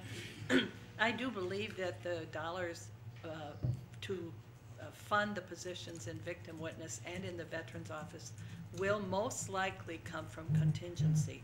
If the offices are not able to put together enough dollar savings within their budgets this year, they will come to the administration committee for contingency dollars. And if that happens, then I stand corrected, Supervisor And having Emerson. said that, I'd like to speak to this position that we're looking at, Okay. the contract position of job developer. I believe, contrary to my fellow Supervisor Hermson's comments, this is not a replacement position. This is a new position. The dollars to fund this position will come from users, from vocational rehab, or from community health partnership. There should be no adverse effect on our budget for this year for this position. Am I correct, Mr. Johnson? Yes. Thank you. Any additional discussion? Supervisor Malik. And I wanted to make another point that we probably all could agree on, that every dollar we spend is important, just as every dollar we tax, and whether it be in the artificial category we call contingency fund or be somewhere else, it's our duty to manage every one of those dollars.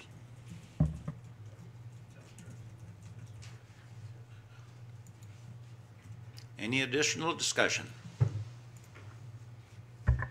Seeing none, we're prepared to vote.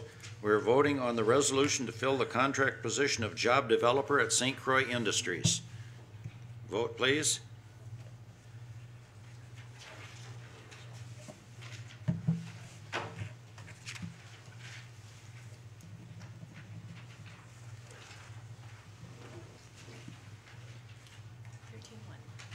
And that is adopted. Agenda item number 20 is a resolution to refill the part-time nutrition program cook aide position in the ADRC. Chair will entertain a motion.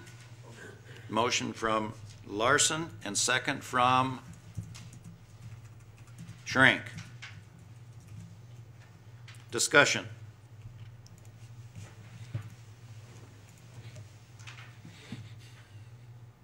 Any discussion on the resolution to refill the part-time nutrition program cook aide position in ADRC? Seeing none, proceed to vote.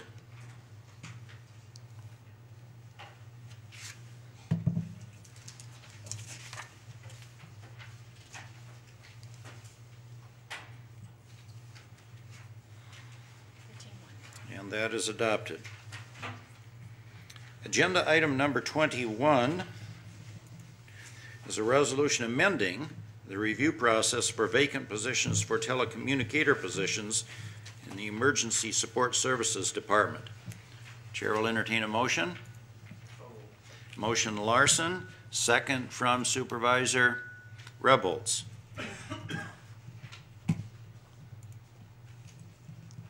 Discussion. Supervisor Lucky.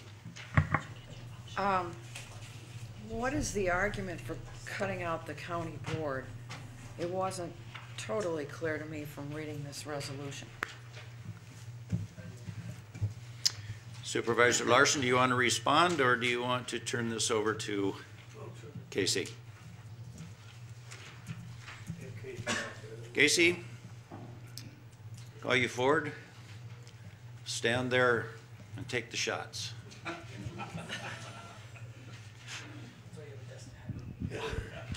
The concept behind this process is to speed up replacement of the 911 dispatch positions should there be an opening. It's to garner support for recognition of what our base numbers are for 911 dispatchers, and should we have an opening, to attempt to expeditiously replace that individual is financially desired, simply because by contract we need to fill openings by overtime, which is time and a half. And my 2011 budget was made up with the concept of the overtime component with the filling of positions without delay. So if there are multiple steps with the soft hiring freeze resolution, that will create a delay in filling positions.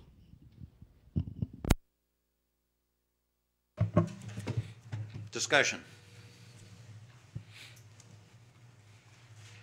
Was your question addressed, Supervisor Lucky, sufficiently?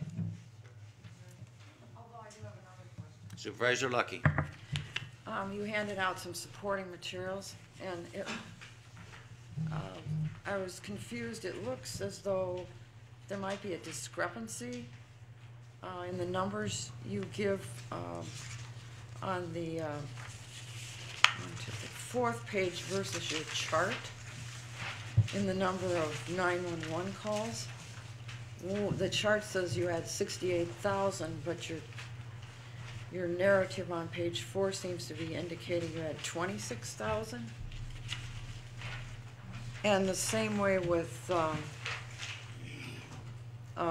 the administrative calls. So I wondered what the situation was there.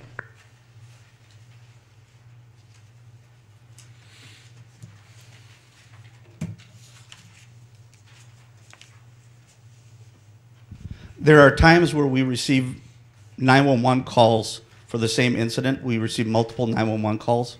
And our statistical program for our phone system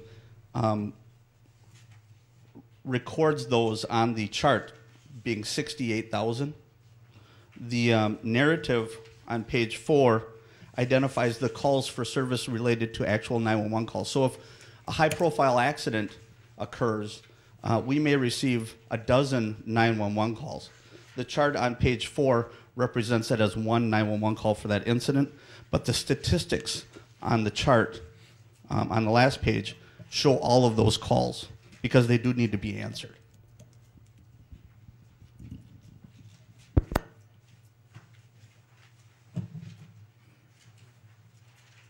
Any additional discussion? Seeing none, I believe we're ready to vote. You're voting on the resolution amending the review process for the vacant positions for telecommuting positions in the Emergency Support Services Department. Motion to approve Larson, second Rebholz. Proceed to vote.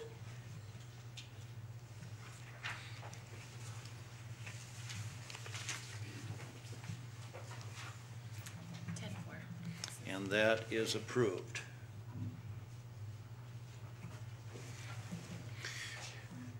Agenda item number 22 is a report. This is in response to a request that was raised in January by a supervisor concerning the part-time position in the Emergency Management Committee. Chair will call on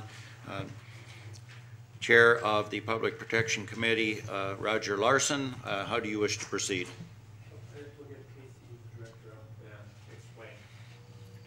Casey? The floor is yours.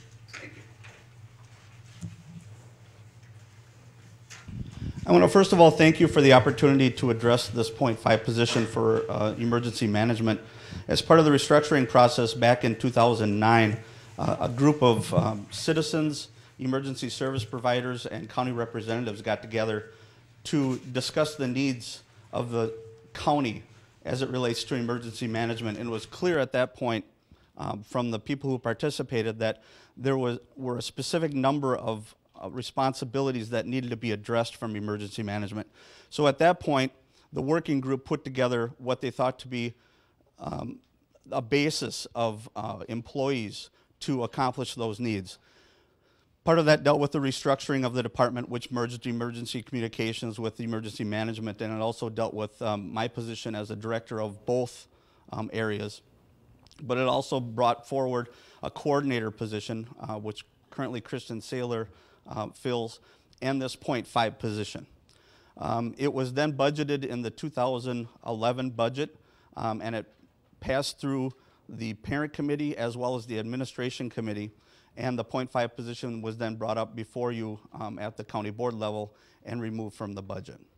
I think that then brings us to today in the request for me to provide you with information related to the responsibilities of this .5 position. And the documents that I did give you in advance show not only the history of why that .5 position was part of the restructuring, but also it outlines what those responsibilities that that .5 position would meet. Now, we live in a time of uncertainty. I know we all deal with the state concerns, and we are also dealing in emergency management with uncertainty. We do know that spring flooding will come upon us. We do know there will be a tremendous amount of responsibility shifted on emergency management as we enter that spring thaw period. But we also deal with those responsibilities that were left for us in emergency management. The duties of the prior administration that weren't met, the needs of the citizens that were outlined in those work sessions. So my goal was to show you what that .5 position workload has for the county and what it means for the county. Not to say that those items will not be addressed. Without that .5 position, they'll just be addressed later on down the road. We won't fold up emergency management and turn away the needs of the citizens. But with that .5 position, we can meet those needs more efficiently and quicker. So I don't know if there are any specific questions related to the .5 position or what exactly the hope is of the county board for this topic. Chair will inquire of Supervisor Norton Bauman, who raised the question in January, if that was an appropriate response and what your intention is as a result of the report. Yeah, I have a question about the response, and I'm a little hesitant to ask it quite this way, but I guess I will. I heard you make the comment just a bit ago, I do believe, something about the prior administration might have left the emergency management department with some needs. Is that correct? It was clear from the very beginning that the approach from the previous emergency management director was to deal with items on a paper and pen basis. Electronically, we are far behind where we need to be in emergency management. We need to be providing the emergency services with electronic copies of all of our safety plans, of all of the risk facilities that are in the county. So when they respond, they have that information available. Right now, they're currently in a 3-ring binder down on our shelf, which includes volumes of 3-ring binders dating back to the 1950s with material that has been saved and preserved over the years that needs to be sifted through and updated. It was very obvious to us right from the beginning that we need to bring that department into the 21st century.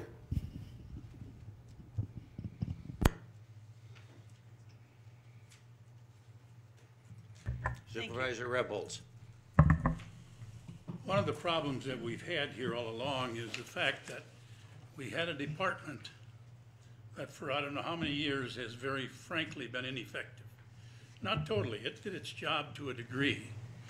But when you look at where we're at today compared to many other counties on updating information to our constituents, we're back in the Middle Ages. And we won't get there by ignoring it. It's got to be taken care of. You've only got so many people in the department, and they've had a fairly heavy workload this year. They've not only had a tornado right after that person started, they also have had a flood. And that flood has taken a lot of time if they're going to handle the request right. Consequently, we didn't get a lot of these things that originally were voted on. We didn't get them done. I happened to be the chair when we sat with the groups and about 6 different meetings trying to establish what direction we should go. And I was against a half-time position from the beginning. But as I moved through that and listened to the concerns of our constituents in the villages and townships, I began to see why we needed another half-time person. Maybe not on a full-time basis, but that might be a part-time person until we get somewhat caught up to date. Now, I know dollars and dollars coming into the county right now are making it a little tough, but one of the things that bothers me about this whole situation is that we went out and, after this was over with, and we hired a department manager and asked him to run it. And then we selected that he hire one full-time person. And then it was left open until this year to hire a part-time position. So our department manager puts everything together and he puts a budget together. It gets into the committee of the Public Protection Committee, and it just stalled until one of us, and it was me, I finally tabled the motion until we had a chance to think it through logically. Well, before it ever came back to the committee, Casey had gone to the administration committee with his budget, and that half-time position was in there. And they said the only way he could have that half-time position is if he found the dollars in someplace else in his total package, but he couldn't add it on to what he was coming up there with. So he went back and refigured that. It was around $18,000, as I recall. He refigured it and took the dollars out of his operation because he saw the need as a manager of that half-time position. And then it comes to the board meeting, to the budget meeting here, and a guy that wasn't even a member of our committee makes a motion to refuse to take on that half-time position. And none of the people on that committee were prepared to get into that kind of an argument. We hadn't done it, there wasn't anything done about it. But so consequently, the next question somebody said is, what do we do with that $18,000 then?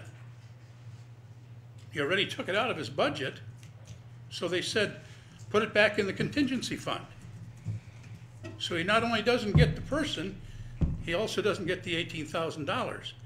And I thought to myself later, that's really a way to motivate employees, because I certainly wouldn't have wanted to be motivated that way in the business I was in, because I wouldn't have been there long. I'd have found a different job.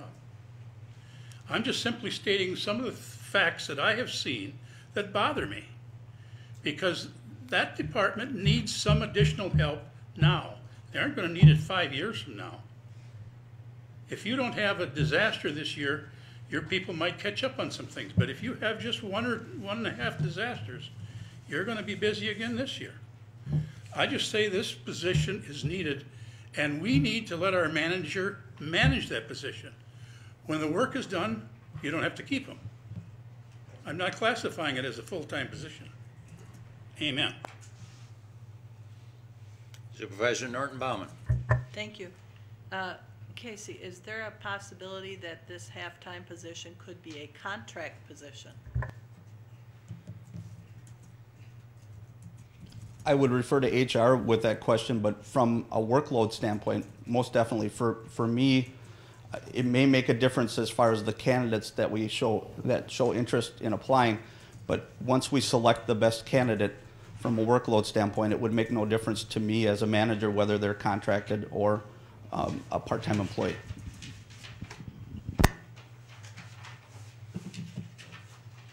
Supervisor Hermsen. Thank you, Board Chair. I think Supervisor Rebholz and I will have a difference of opinion on this, but he's correct in that it did come through committee and it stalled in committee, and because we couldn't agree. It was a very divided vote in there.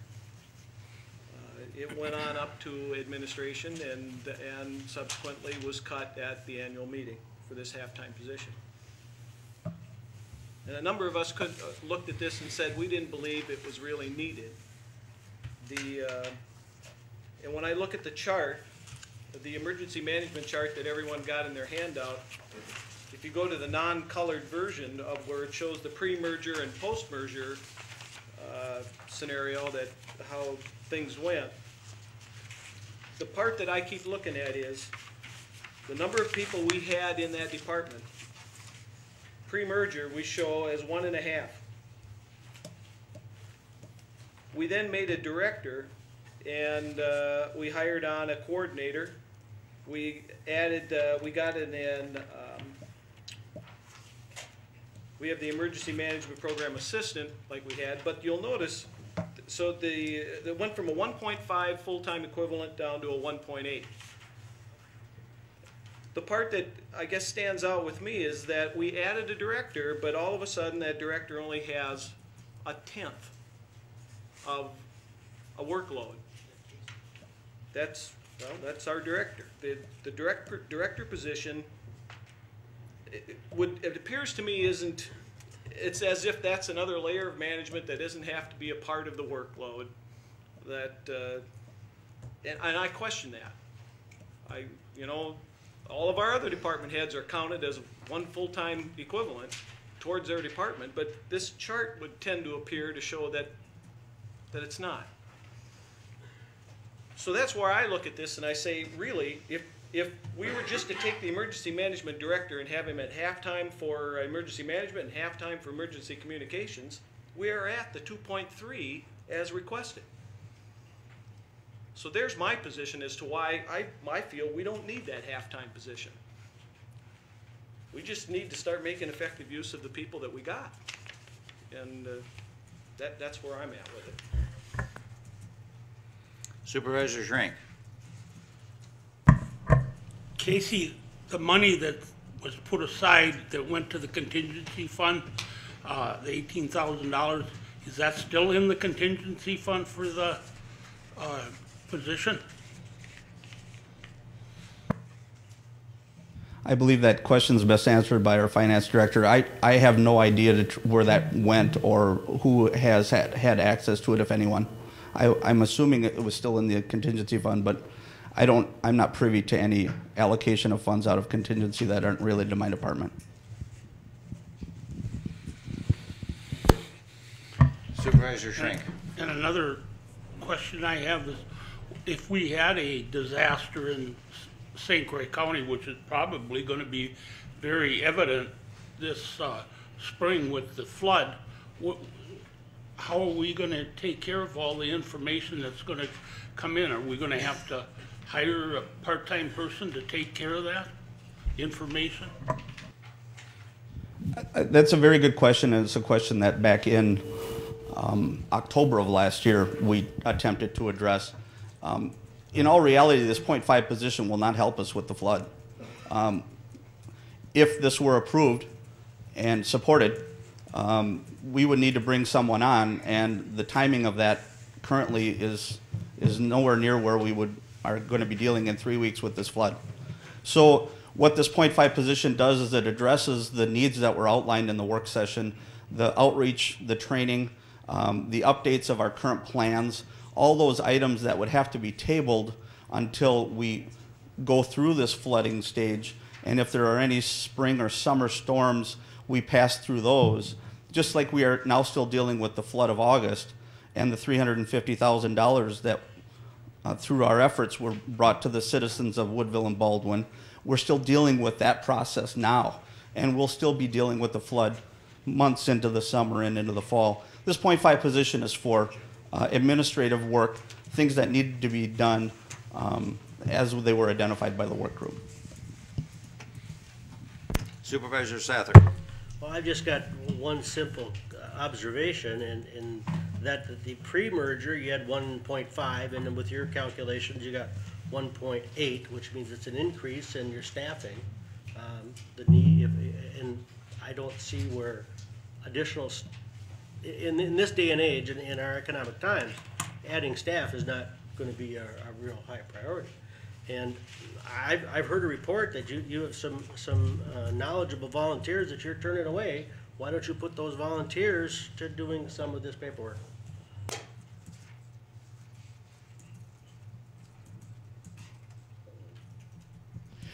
Volunteers require organization, and volunteers require oversight.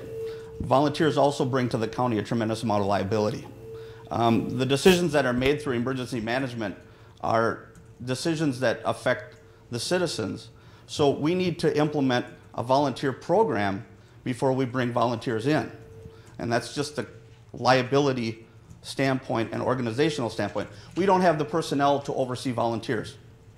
It's that simple. This isn't a mow that section of the grass and I'll be back in an hour. This is a highly technical position that requires the following and a lot of training involved with the direct contact that this position would have with the citizens.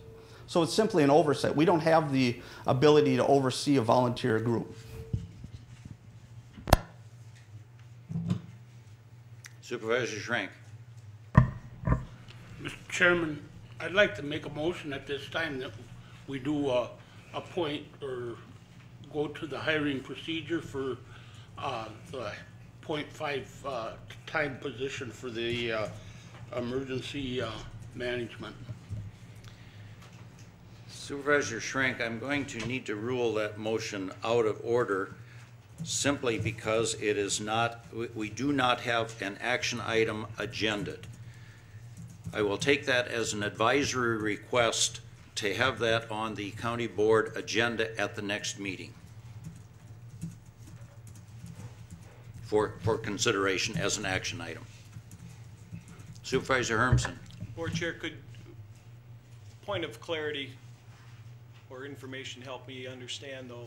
My understanding is that since that was a motion made and passed at the annual meeting, that that is set for the year and once recorded in the minutes cannot be rescinded. And also that in the event, even if that motion were to come forward, it could only be by a person who voted in favor of the motion that was passed at the annual meeting.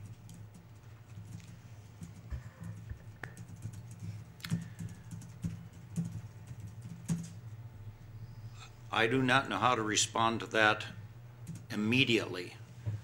I will need to take that under advisement and consult with the Corporation Counsel on that question.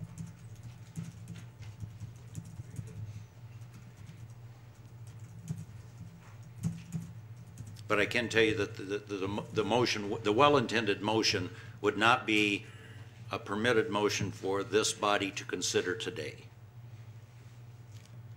Prior to the next regular board meeting, the answer to your question will become apparent, and then we will know how to proceed as to whether or not it is an appropriate motion for the next board meeting.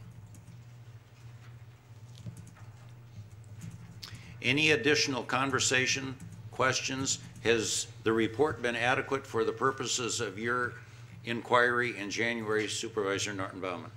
Yes, and I do want to thank the committee and Casey Swetlick for the effort they put into explaining to this board the rationale by which they came to their decision.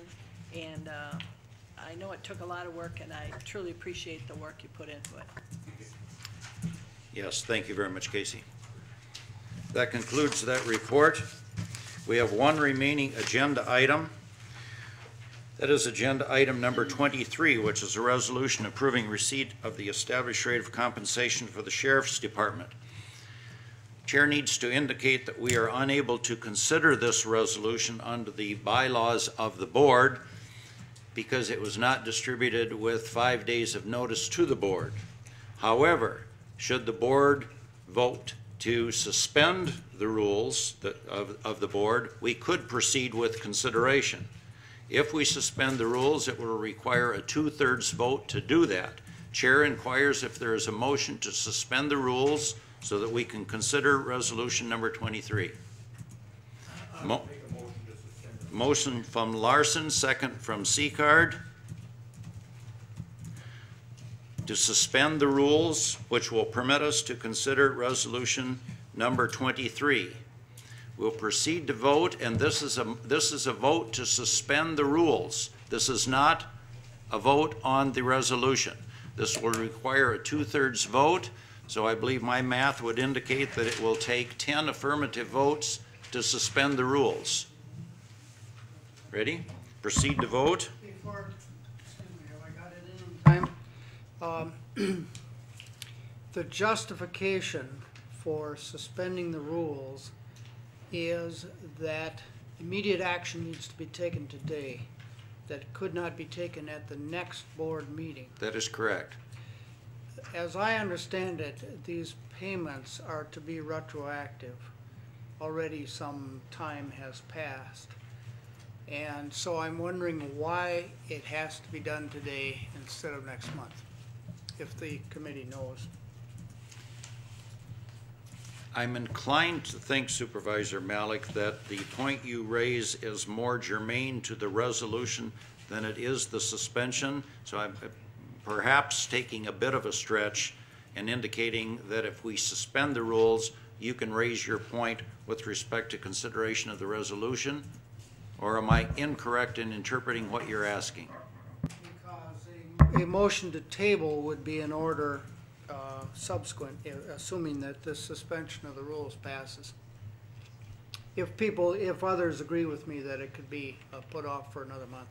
Well, from a practical standpoint, if you do not want to consider the resolution today, you will vote that you do not want to suspend the rules. If you do want to consider this resolution today based on the timeliness and the need to consider it, then you will vote to suspend the rules, in which case we can take up consideration. So I think the answer to your question will be apparent in whether or not you vote to suspend the rules. In this case, we'll proceed to vote, and this is only the motion to suspend the rules.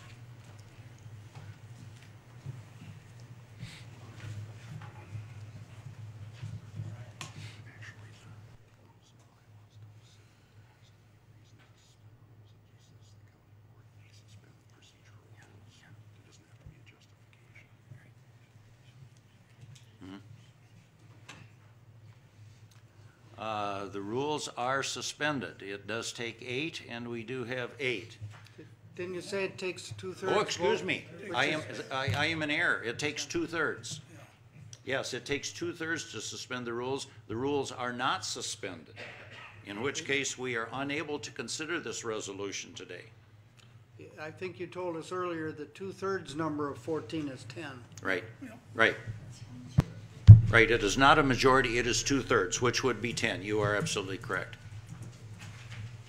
The rules are not suspended. We cannot consider the resolution, which is number 23. We are indicated for a committee report from Veteran Service, and that report is not going to be given today. I inquire if the county clerk has any report of correspondence or rezoning requests.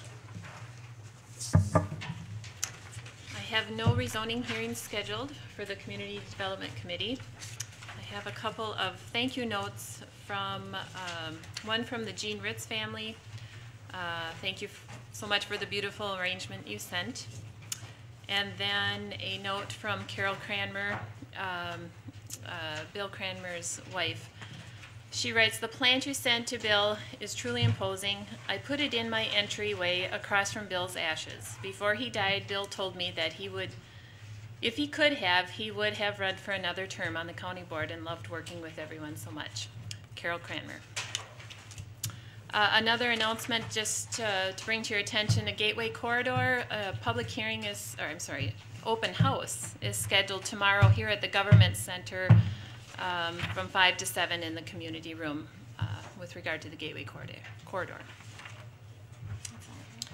Supervisors, I would call your attention to 2 items. First of all, the district WCA meetings, which have gone through a couple of reschedulings because of the delay in getting the state budget released. The West Central meeting is now scheduled for the 17th of March. That is in the same location. It is going to be in Eau Claire. Again, I would underscore, and maybe even underscore again in double lines, because of the things that you've seen occur over the last couple of days, the intensity of the debate, the magnitude of the cuts that we will see that will be apparent in the budget that will be released later today, that this is an important meeting. Having said that, however, per diem is still not authorized, although I encourage your attendance. If you do in fact drive, mileage will be reimbursed. I encourage carpooling. I'd like to see a good delegation from St. Croix County at that meeting, and again, that will be from 9 to noon on the 17th of this month. I did mention the budget that will be released. The budget address to the joint session of the legislature will be this afternoon at 4 o'clock. It seems pretty apparent that we can be looking at reductions in state revenues to local municipalities, school districts, counties, local units of government, someplace in excess of $1 billion. It's frankly hard to get your mind wrapped around that figure. That's $1 billion with a B, but keep in mind the budget deficit as we're looking at the 2012 biennium is approximately $3.6 billion. So The problems that we're facing are real. There is going to be a lot of shared difficulty, not only at the state level, but in the local units of government as we attempt to right this ship. So I would use that as an opportunity to say to the standing committees and specifically to the committee chairs that we're going to be asking you to look very carefully at not only where you're at in your budget for this year and your ability to potentially withstand some reduction in funding in yet this budget cycle, although it appears that the magnitude of most of the cuts that will be coming from the state will be in the next biennium, but address whether or not you have any ability in this cycle. But certainly as we begin the budget process and consideration for next year, look at the priorities that you have in your department. I will quote my colleague Supervisor Malik from one of our last administration committee meetings, and he said that it's pretty apparent that it's not a matter of doing more with the less. In all candor, we're going to be doing less with less, and I think that's very, very clear.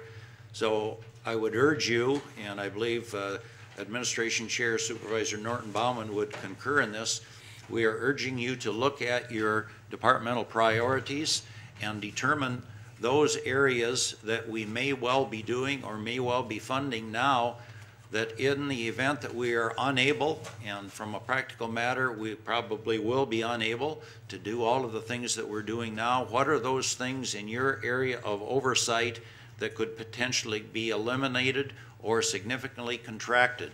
Because as we move into the budgeting workshops that we will have in April and May, this is going to be a very critical need for this board to address.